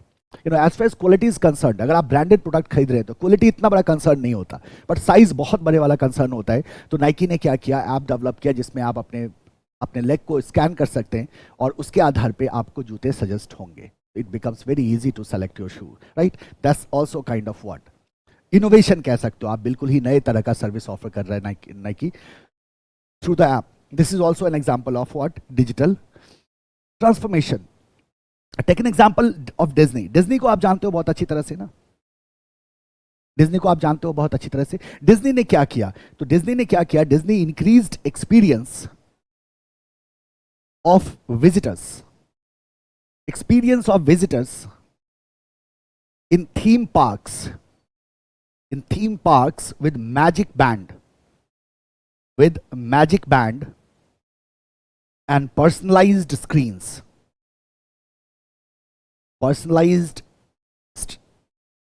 screens. सो मैजिक बैंड लाया और क्या लेके आए? वो पर्सनलाइज्ड स्क्रीन्स लेके आए। तो जाहिर सी बात है जो विजिटर्स हैं थीम पार्क के, उन विजिटर्स का एक्सपीरियंस क्या हुआ? Better experience they were getting, right? तो मैजिक बैंड का लाना एंड आप जब पर्सनलाइज्ड स्क्रीन्स की बात करते हैं तो again you are using the technology. तो ये भी किसका एग्जाम्पल होगा? डिजिटल ट्रांसफॉर्मेशन का। इतना ही नहीं, जब आप डिज्नी के स्ट्रीमिंग प्लेटफॉर्म की बात करते हो, डिज्नी क्या लेके आया? स्ट्रीमिंग प्लेटफॉर्म लेके आया। That is also a good example of what digital transformation. Likewise आप कार की बात करो, जैसे ऑडी की बात कर लो। ऑडी ने क्या किया? अपने शोरूम में स्क्रीन्स लगाए जहां आप क्या कर सकते हैं, you can explore different models of Audi. अब यूजर्स क्या करते हैं, इसको भी लिख डालते हैं। ऑडी ने क्या किया, क्या रखा उन्होंने? इंटरैक्टिव स्क्रीन इन शोरूम्स, जिन शोरूम्स में कस्टमर क्या कर सकते हैं, विजिटर क्या कर सकते हैं, they can explore different models. वो ऑडी के डिफरेंट मॉडल्स को एक्सप्लोर कर सकते हैं, देख सकते हैं in and out. Every features can be seen there, है ना? आप सारे फीचर्स को देख सकते हैं। You can completely explore the car. और जाहिर सी बात है अगर इस तरह का एक्सप्लोरेशन का ऑप्शन आपको मिलता है तो इसने किस चीज़ को बूस्ट किया? ऑडी के सेल को बूस्ट किया। So this is what the digital transformation is all about. Digital transformation means simply use of technology to get a new, to develop a new procedure or new product or new kind of services for the customers. Right? This is what the digital transformation is. Digital transformation is basically automation. Digital transformation is basically use of technology in business. अब आज के date में digital transformation या digitalisation की अगर आप बात कर लो, that is very very important. आप जानते हैं this is the world where AI is dominating. Artificial intelligence की हम बात करें तो डोमिनेट कर रहा है, मशीन लर्निंग की हम बात करें तो डोमिनेट कर रहा है। तो every business need to integrate these latest technology in their business, and that is why digitalisation is so important. So आप जब ट्रांजिशन करते हैं ना, दैट इज डिजिटल ट्रांसफॉर्मेशन। जब आप ट्रांजिशन करते हैं तो अब ये ट्रांजिशन इतना इंपॉर्टेंट क्यों है, ट्रांसफॉर्मेशन टॉपिक हम क्यों पढ़ रहे हैं? इसका एक सिंपल सा रीजन है। जब आप डिजिटल ट्रांसफॉर्मेशन की बात करते हैं तो आज के डेट में हर एक बिजनेस को करना पड़ रहा है ना? Majority of business have already gone through this change. और जब आप मैनुअल से डिजिटल में जाते हैं ना तो you face a lot of challenges. पूरा कल्चर का शिफ्ट होता है। जब भी आप टेक्नोलॉजी यूज करते हैं तो आपका कल्चर चेंज होता है, और जब आपका कल्चर चेंज होता है, जब आपका वर्किंग कंडीशंस पूरी तरह से बदल जाते हैं, तो ऐसे सिचुएशन में चेंज मैनेजमेंट बहुत ही इंपॉर्टेंट हो जाता है। So whenever there is introduction of technology and the procedure changes or the product and services changes, in that case there will be resistance as well, and the chances of failure of your technical transformation is also there. इससे कैसे overcome करें? For that purpose we will have to do proper change management, ताकि ये जो digital transformation है इसको हम सही तरह से मैनेज कर सके, अपने प्रोडक्टिविटी को मेंटेन कर सके। एक टॉपिक सिलेबस में डालने का यही मतलब है कि हम डिजिटलाइजेशन को समझ सके। जब हम बिजनेस प्रोसेसेस को ऑटोमेट करते हैं, जब हम अपने कंपनी में टेक्नोलॉजी को इस्तेमाल करते हैं, तो उस कंडीशन में जो चेंज होगा उस चेंज को हम किस तरह से मैनेज करेंगे, यानी कि स्ट्रेटेजिक चेंज का कॉन्सेप्ट अप्लाई होगा, राइट? तो व्हाट वी से हियर, यहां हम डेफिनेशन लिख सकते हैं, हमारे पास जगह है। We say that digital transformation refers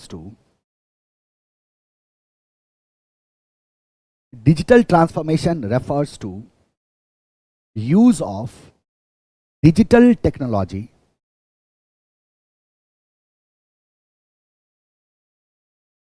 to develop fresh, improved और entirely new product या entirely new, पहले ले लो, procedures और प्रोडक्ट एंड सर्विसेज। पूरी तरह से नए प्रोसीजर को डेवलप करने के लिए पहले, जैसे मैंने क्या कहा था आपको, ऑर्डर प्रोसेसिंग सिस्टम, तो पहले हम मैनुअली कर रहे थे और हमने ऑर्डर प्रोसेसिंग के किसकी मदद से किया, सॉफ्टवेयर की मदद से किया। Excel is a brilliant example है ना। In majority of office for data management you are using the Excel. For database की अगर आप बात करो तो उसके लिए आप एक्सेल को यूज कर लेते हो, राइट। तो एक्सेल का बहुत बड़ा रोल है अगर आप देखोगे तो। That's also kind of what, digital transformation. That's also kind of what, use of technology in your business. So either for procedure or to create a new product or modify your existing product or services, for every purpose you can use the technology. And whenever you use technology in your business, that is called as digitalization. And whenever there is digitalization, there will be transformation in organization from one form to another. And that what you have to manage. And to manage that, you need to have change management. So change management is critical for digital transformation. इसीलिए दोनों topic को एक साथ डाल के आपको पढ़ने को दिया गया है. What we say here?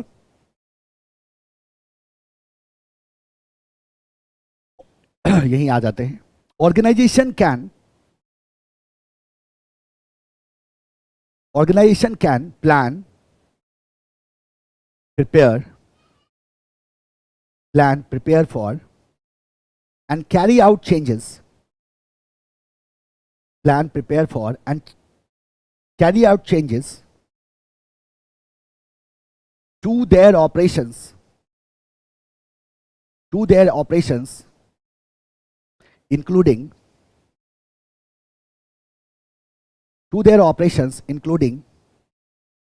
digital transformation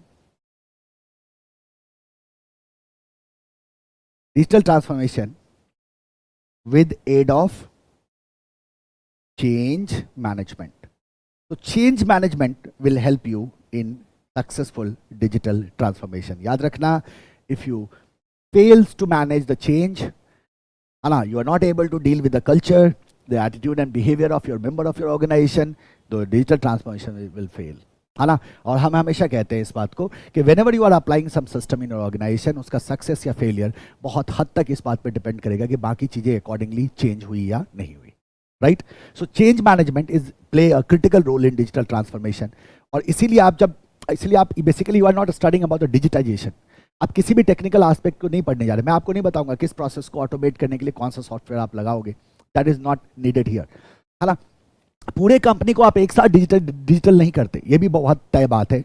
आप देखते हैं कौन कौन से प्रोसेसेस हैं जिन प्रोसेसेस को ऑटोमेट करना आपकी प्रायोरिटी होनी चाहिए, जो बहुत ही क्रिटिकल है आपके लिए. उन प्रोसेसेस को भी आप प्रायोरिटाइज करते हैं, किसे पहले करें किसे बाद में करें.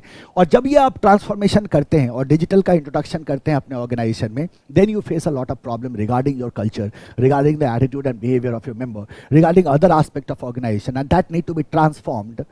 And due to introduction of digital thing और डिजिटल टेक्नोलॉजी, ये जो ट्रांसफॉर्मेशन हो रहा है, इस ट्रांसफॉर्मेशन के दौरान चेंज को कैसे मैनेज करें, that what this topic is all about, है ना. सो आप क्या कहते हो, चेंज मैनेजमेंट के मदद से वी कैन डू दिस. इसी के मदद से हम इसको करने जा रहे हैं, राइट. सो आगे बढ़ो.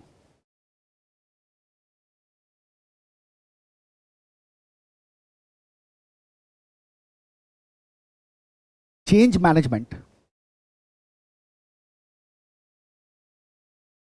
Management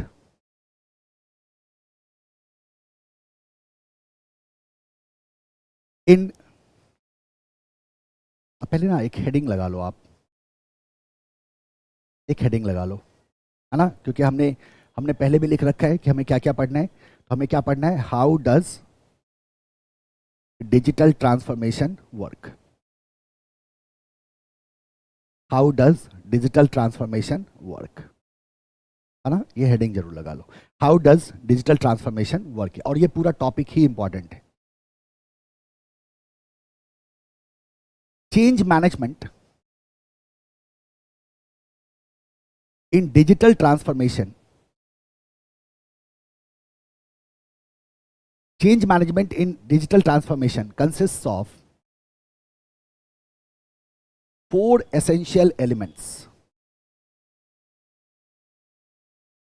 4 essential elements. Consist of 4 essentials element. 4 essential element. सबसे पहला defining goals and objective of transformation. Goals and objectives of transformation. Second, assessing current state of organization and identifying gap.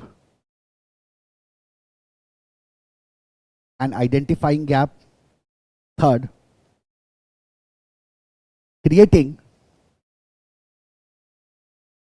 roadmap for change.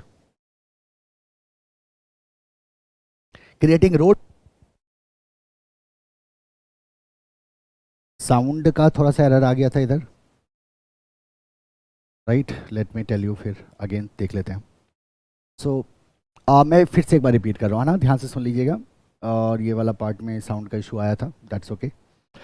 So we were talking about the digital transformation. क्या कहा हमने कि digital transformation की बात करें. एक बार फिर से हम बेसिक्स से बात कर लेते हैं. What do you mean by digital transformation. तो सीधा सीधा हमने कहा था use of technology in the business, right. अगर इसके हम ये पूछे कि भाई ये कब से शुरू हो रहा है या क्या इसका कहाँ से आप कह सकते हैं आज की टेक्नोलॉजी है, 2 साल पुरानी है, 10 साल पुरानी है, तो it's not like that.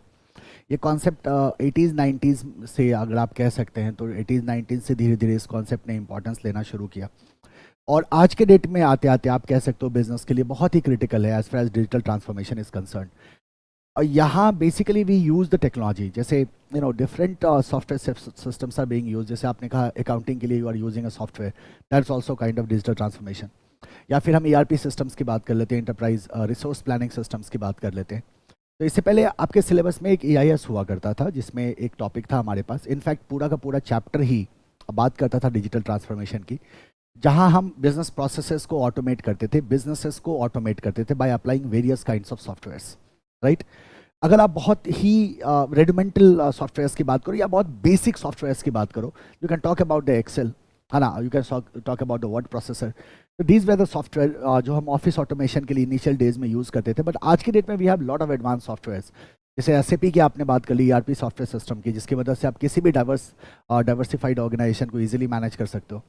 So that what the digital transformation is all about. We use the technology in business, through which we can have a completely new or improved processes, or we can develop new products and services with the help of those technology. हमने ये कहा था कि whenever a digital transformation takes place in an organization, ऐसे situation में we have to manage the change. So change management is a very critical part of digital transformation. इसके बिना आपका digital transformation fail होगा. अब हमने यहाँ ये कहा था कि there are 4 essential elements as far as change management in digital transformation is concerned. So there are 4 essential elements. First of all, you have to define the goal and the objective of transformation. अगर आप if you are introducing the technology in your business, so what is your goal? What is your objective? What you are trying to achieve? That need to be clarified. Second is assessing current state of organization and identifying gap. So abhi currently how you are doing that job. Suppose you are trying to apply a software to some procedure. तो अभी आप उसे किस तरह से कर रहे हैं? What are the gaps there? है ना, जैसे आप कहते हो कि sir we are not able to take the benefit of discount from suppliers. तो अर्ली डिस्काउंट पेमेंट से जो हमें बेनिफिट मिल सकता है, अर्ली पेमेंट से जो हमें डिस्काउंट का बेनिफिट मिल सकता है from supplier, that we are not getting. And you want to put a software, you want to manage your procurement process with the help of a software, ताकि आप है ना अर्ली पेमेंट डिस्काउंट पे आप enjoy कर सको. तो we will see कि अभी हम उस काम को किस तरह से कर रहे हैं और कहाँ गैप है. Because to fill that gap and while applying software or the technology, we have to consider that gap as well. Creating roadmap for change. Now we see कि किस तरह से change को हम apply कर सकते हैं और किस तरह से हम अपने goal को achieve कर सकते हैं. Whatever goal we set, उसको हम कैसे achieve करेंगे, what will be the steps that need to be created here. And the last is implementing and managing change at every level of organization. तो जैसे ही आप software system को apply करते हैं, it will affect the entire organization. And you will have to manage change at every level of organization. You will have to continuously review and monitor कि किसी तरह के changes की अगर ज़रूरत है, modification की आवश्यकता है, तो accordingly you will be doing that.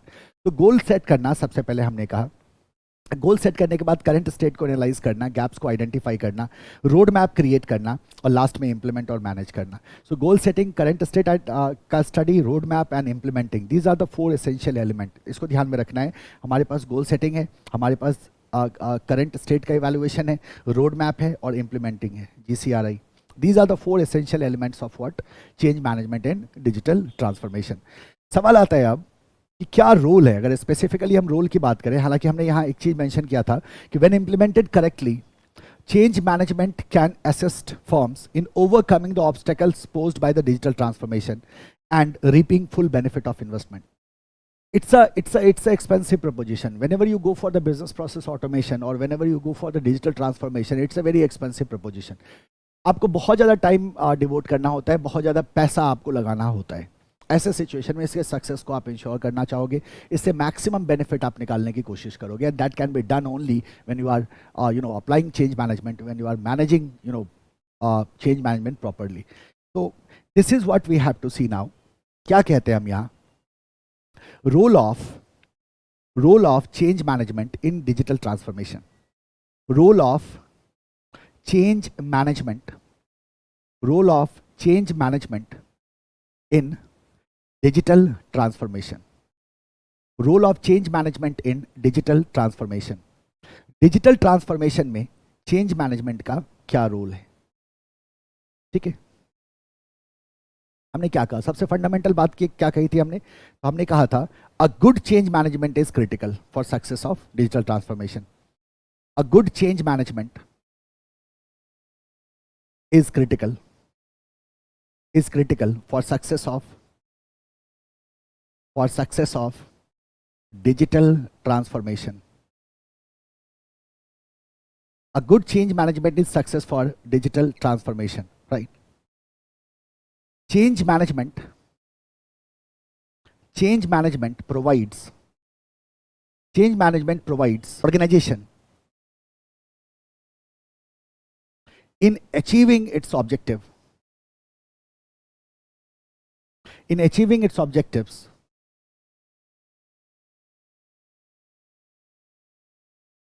by reducing risks and disruptions.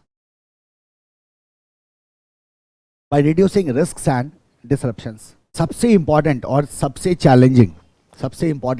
Challenging जो एस्पेक्ट होता है चेंज मैनेजमेंट में, that is managing the people, right? Why I am telling you that? देखो, you are applying new technology, है ना? ठीक है, आप अपनी नई टेक्नोलॉजी को अप्लाई कर रहे हैं. सबसे ज़्यादा जो प्रॉब्लमेटिक होगा कि न्यू टेक्नोलॉजी के बहुत सारे फायदे होते हैं, टेक्नोलॉजी को अप्लाई करने के बहुत सारे फायदे होते हैं, बहुत सारे नुकसान भी होते हैं. सबसे पहले क्या होता है, जरा सोचो. सपोज अभी तक आप मैनुअली कर रहे थे, now you have implemented the ERP system. जब आप ERP सिस्टम अप्लाई करते हैं तो ERP सिस्टम को सही तरह से इस्तेमाल करना, राइट? एक तो पहले ERP सिस्टम के एप्लीकेशन के डिफरेंट एस्पेक्ट होते हैं, वो टेक्निकल पार्ट है. Now in our topic we have to focus on the people part only. मैं आपको पहले ही बता दूं, it's about change management, not digital transformation.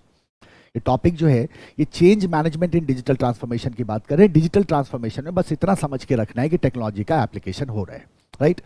So what I am trying to tell you, suppose you have implemented an ERP system, तो इसका impact आपके लोगों पे क्या होगा?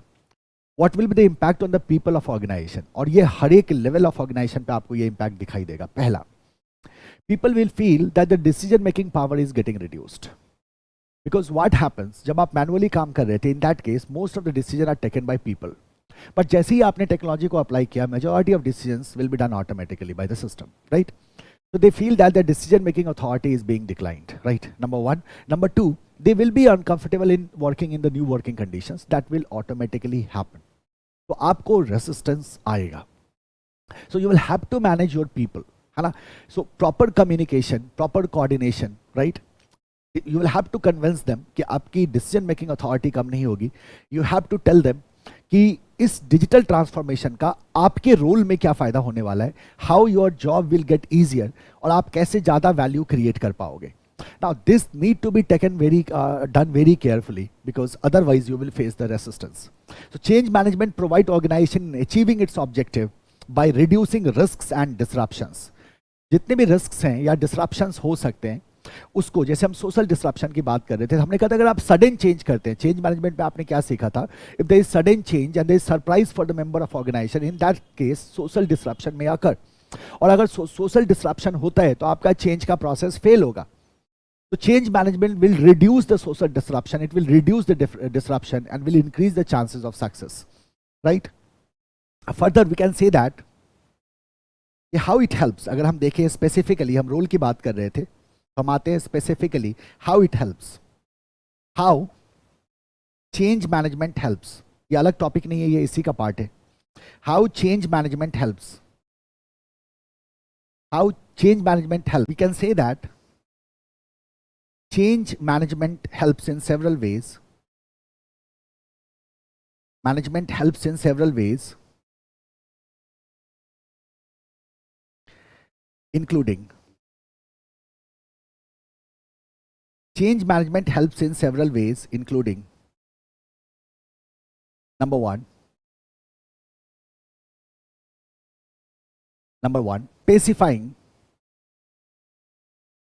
specifying the parameters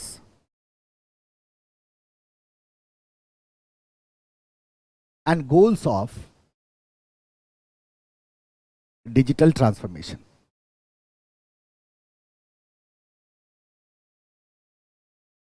Parameters and goals of digital transformation.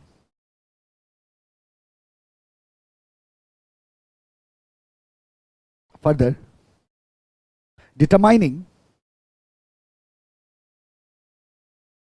which procedures and tools are modified. Which procedures and tools are modified. Making a plan for implementing improvements.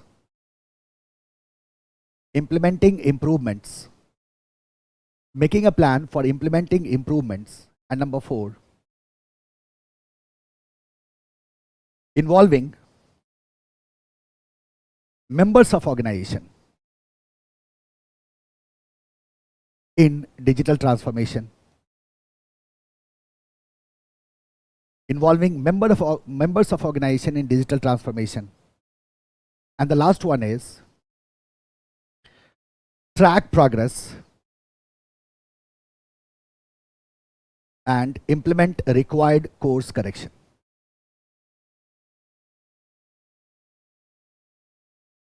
Implement required course correction. Right, this is how it will help you. With the help of change management, we can specify the parameter of digital transformation and the goal of digital transformation. Through digital transformation, what we are going to achieve. Determine which procedure and tools are modified. मैंने आपको पहले ही कहा था, we have to decide कि क्या क्या procedures हैं जिन्हें मॉडिफाई करने की जरूरत है।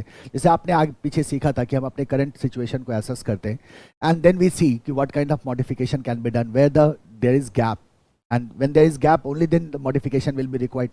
तो अपन क्या कर पाएंगे, प्रोसीजर्स को हम देख सकते हैं, डिटरमिन कर सकते हैं किस प्रोसीजर को, किस टूल को मॉडिफाई करना है। Then a plan for improvement implementation is prepared. Members of organization need to be involved. What I told you earlier as well, कि members are the most important aspect here, right? And track progress. This is how it is going to help you.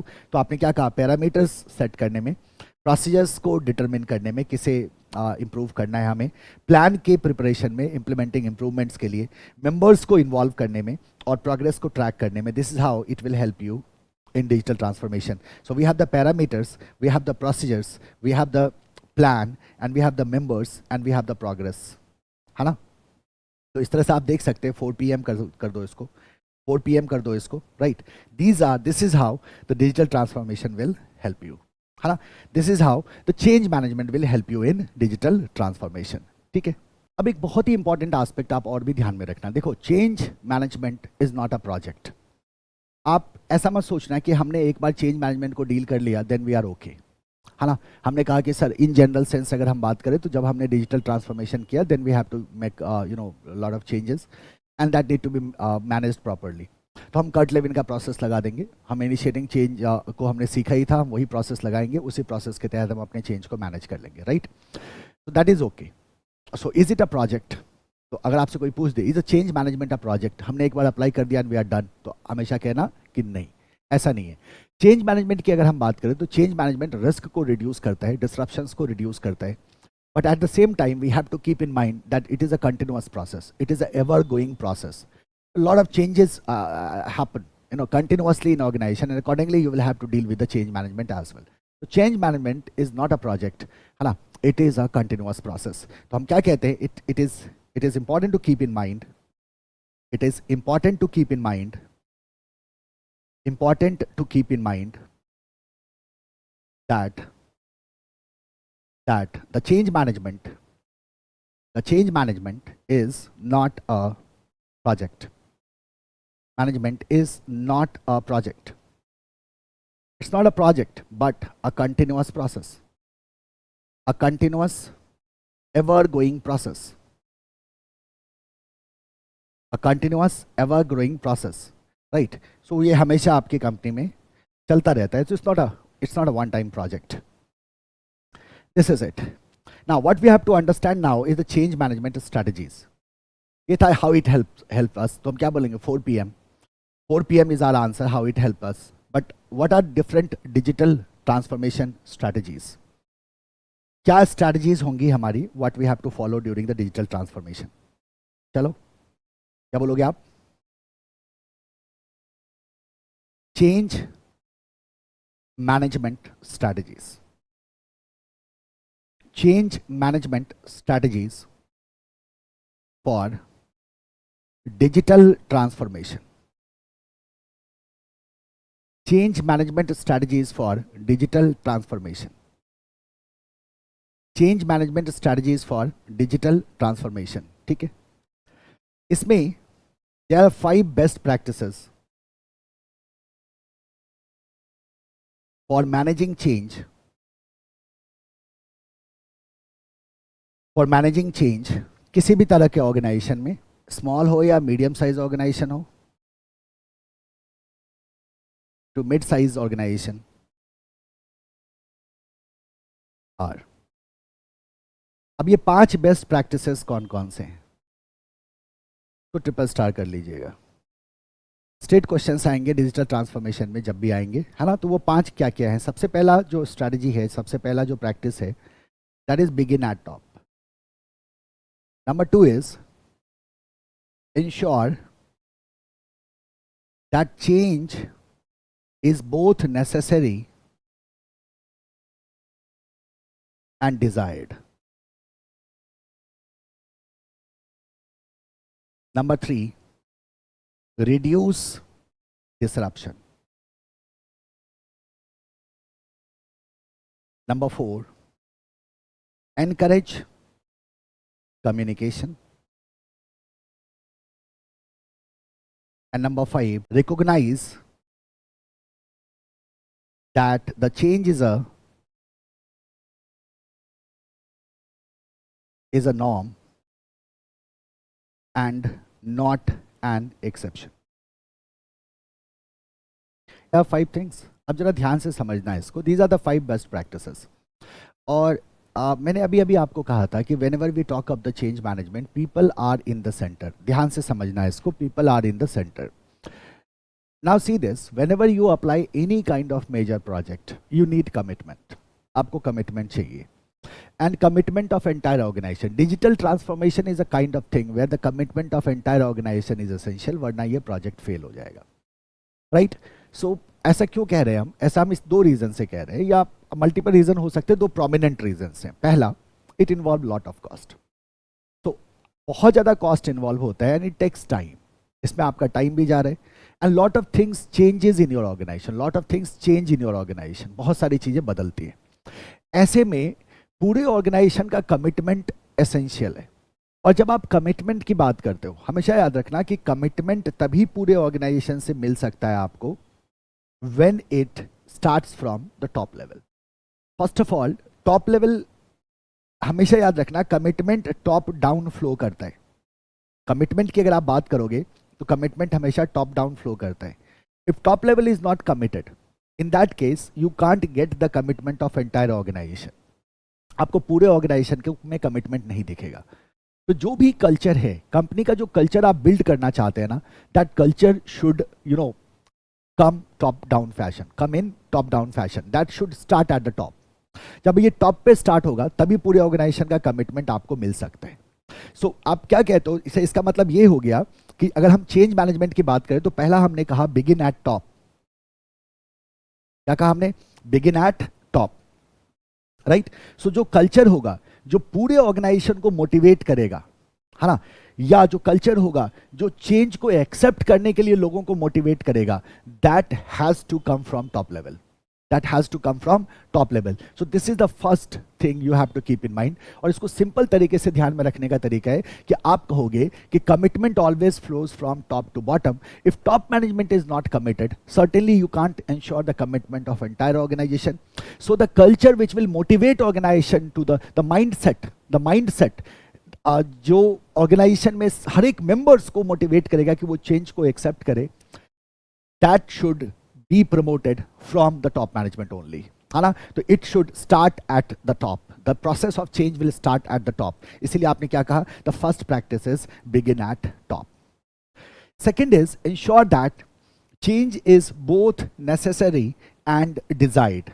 Look, whenever you are trying to bring change, है ना, तो आपको एक बात समझना होगा, and usually decision makers make mistake here. आपको यह बात समझना होगा कि change has certain impact on the organisation. It will affect the organisation, it will affect the people of organisation, it will affect your man power. तो ऐसे situation में ये हमारे लिए बहुत जरूरी हो जाता है कि हम वही चेंजेस अफेक्ट करें जो चेंजेस एसेंशियल हैं, जो चेंजेस डिजायर्ड हैं.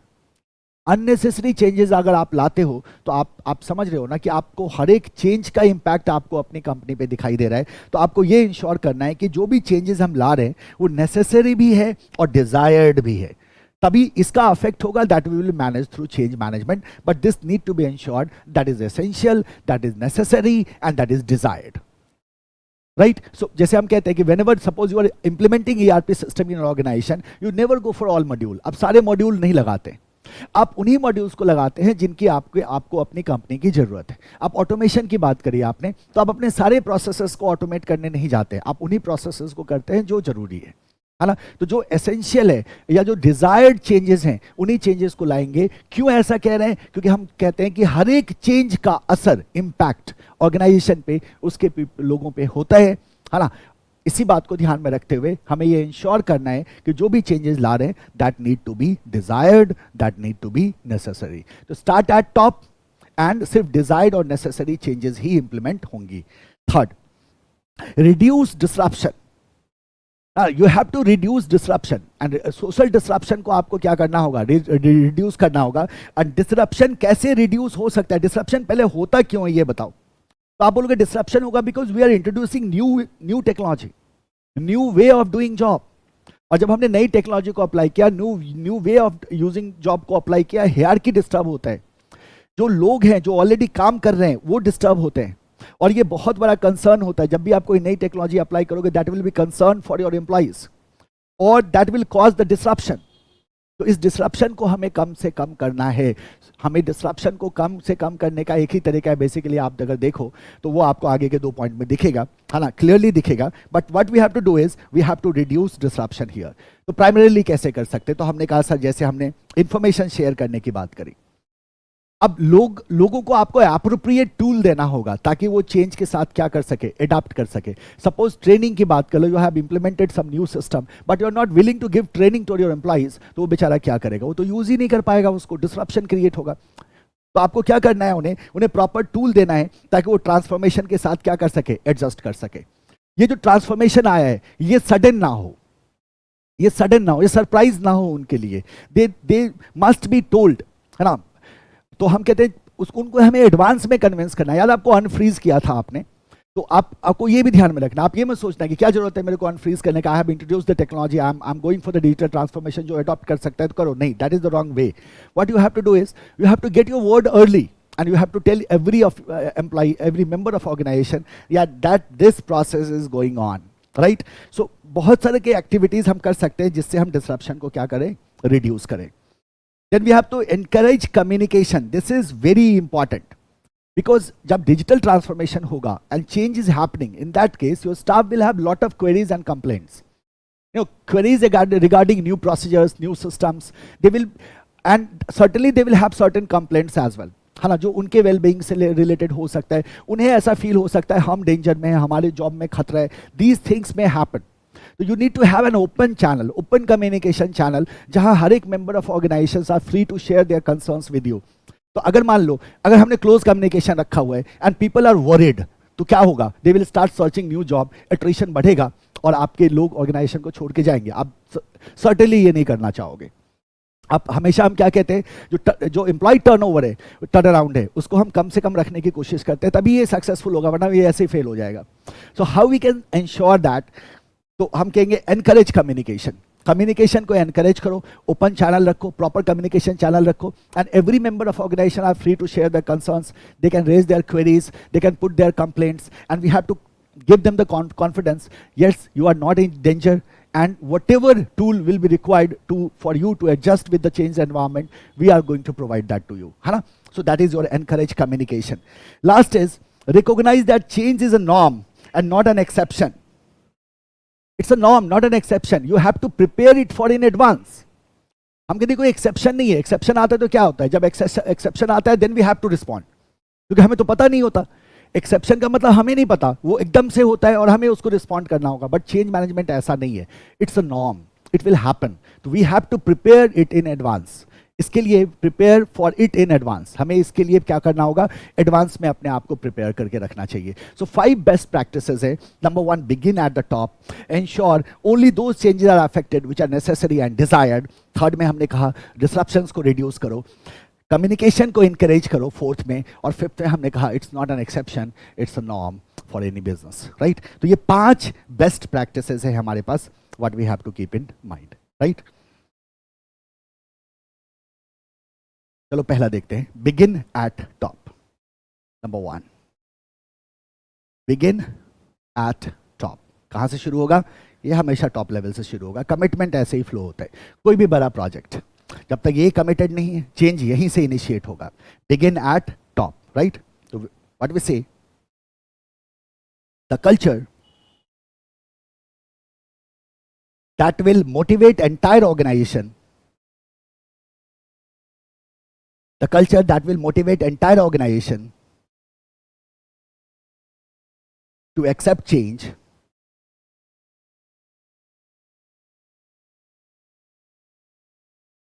can only be generated at top of organization and then promoted further down and promoted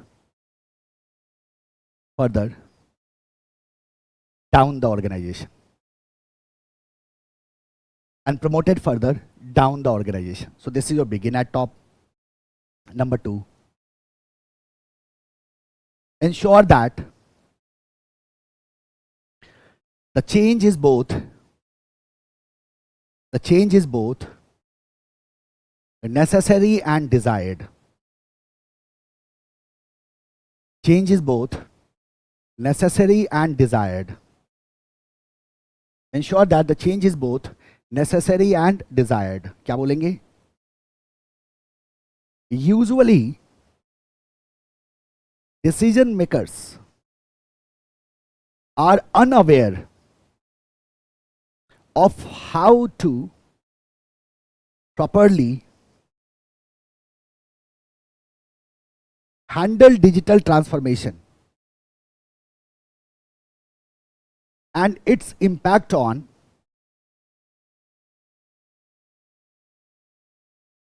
or its effect on firm, and hence it is critical to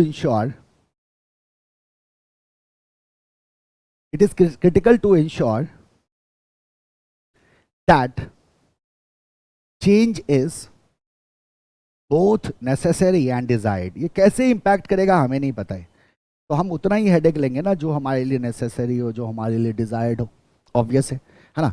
ऐसा तो नहीं कि हम कुछ भी चेंज करना शुरू कर दे बिना ये समझे हुए कि हमारे लिए जरूरी भी है या नहीं है.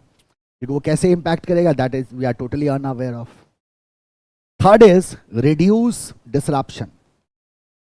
Reduce disruption. What we said, change affects staff or members of organization. Change affect member of organization. Change affect members of organization. Introduction of new technology. Introduction of new technology is always a concern for employees, is always a concern for employees, and it may cause workplace disruption, social disruption, या only disruption. ऐसा हो सकता है. अब सवाल उठता है इसको डील करें कैसे. वर्क प्लेस डिसरप्शन, इसको डबल स्टार कर लेना. Work place disruption can be reduced by, कैसे आप रिड्यूस कर सकते हो वर्क प्लेस डिसरप्शन को. तो हमने कहा सर बहुत सारे टेक्निक्स हमें उसके लिए लगाने होंगे, है ना. किसी एक चीज़ की बात हम थोड़ी कर रहे हैं. We have to work on lot of thing. सबसे पहला कि आपको एक ऐसा एनवायरनमेंट बनाना होगा, आपको एक, आप कहते हैं ना, एक वाइब्रेंट, एक ऐसा कल्चर आपको डेवलप करना होगा अपने ऑर्गेनाइजेशन में, जहाँ ट्रांसफॉर्मेशन को लेके किसी तरह का कोई संशय ना हो, इनकरेजमेंट मिले लोगों को, है ना, लोग अप्रिसिएटेड फील करें. तो आप क्या बोलोगे, creating an environment that encourages transformation. आपको ऐसा एक एनवायरनमेंट बनाना होगा जहाँ ट्रांसफॉर्मेशन को क्या मिले, एनकरेजमेंट मिले. तो सबसे पहले तो आपको ये करना होगा, because people are concerned. So create an environment that encourages transformation. Provide early information. हमने कहा था भाई सरप्राइज मत दे देना,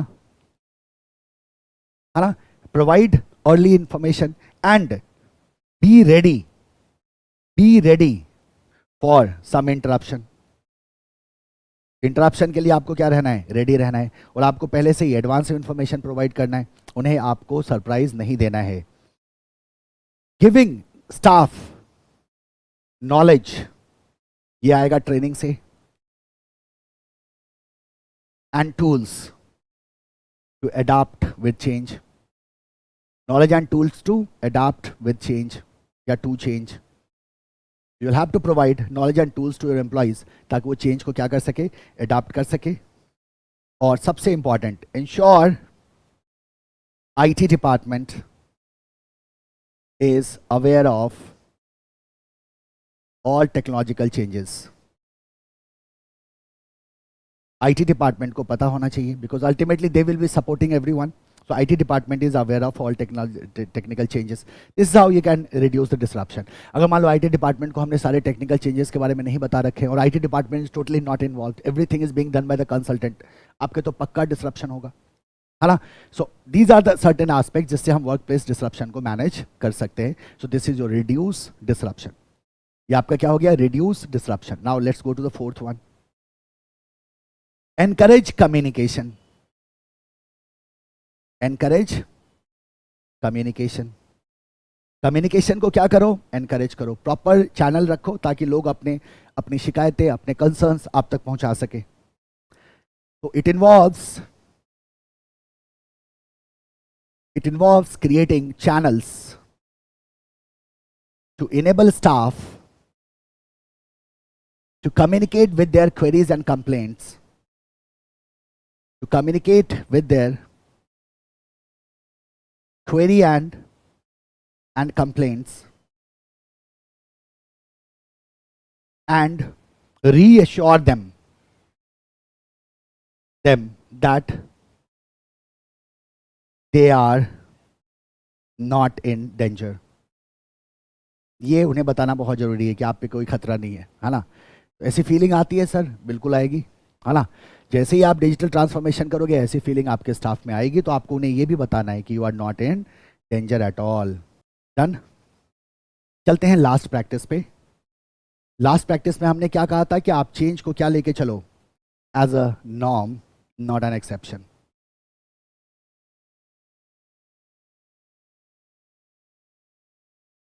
number 5, recognise change as a norm and not exception. Recognize change as a norm and not exception. Change को कैसे लेके चलिए, एक नॉर्म को लेके चलिए, है ना। ये ऐसा कुछ नहीं है कि ये एक्सेप्शन, ये एकदम से नहीं आता। Business must prepare itself in advance. Business must prepare itself in advance. ऐसे लिखना, for change in advance.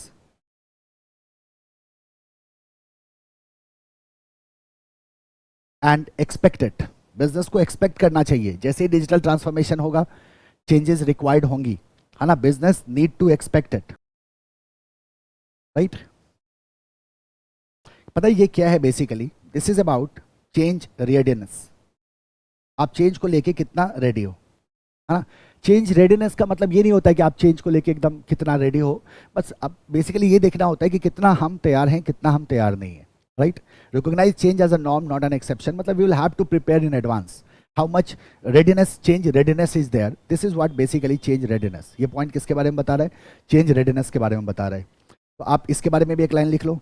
Change readiness is ability to continuously initiate and respond to change. Respond to change. Continuously initiate and respond to change in ways that create advantage and reduce risk.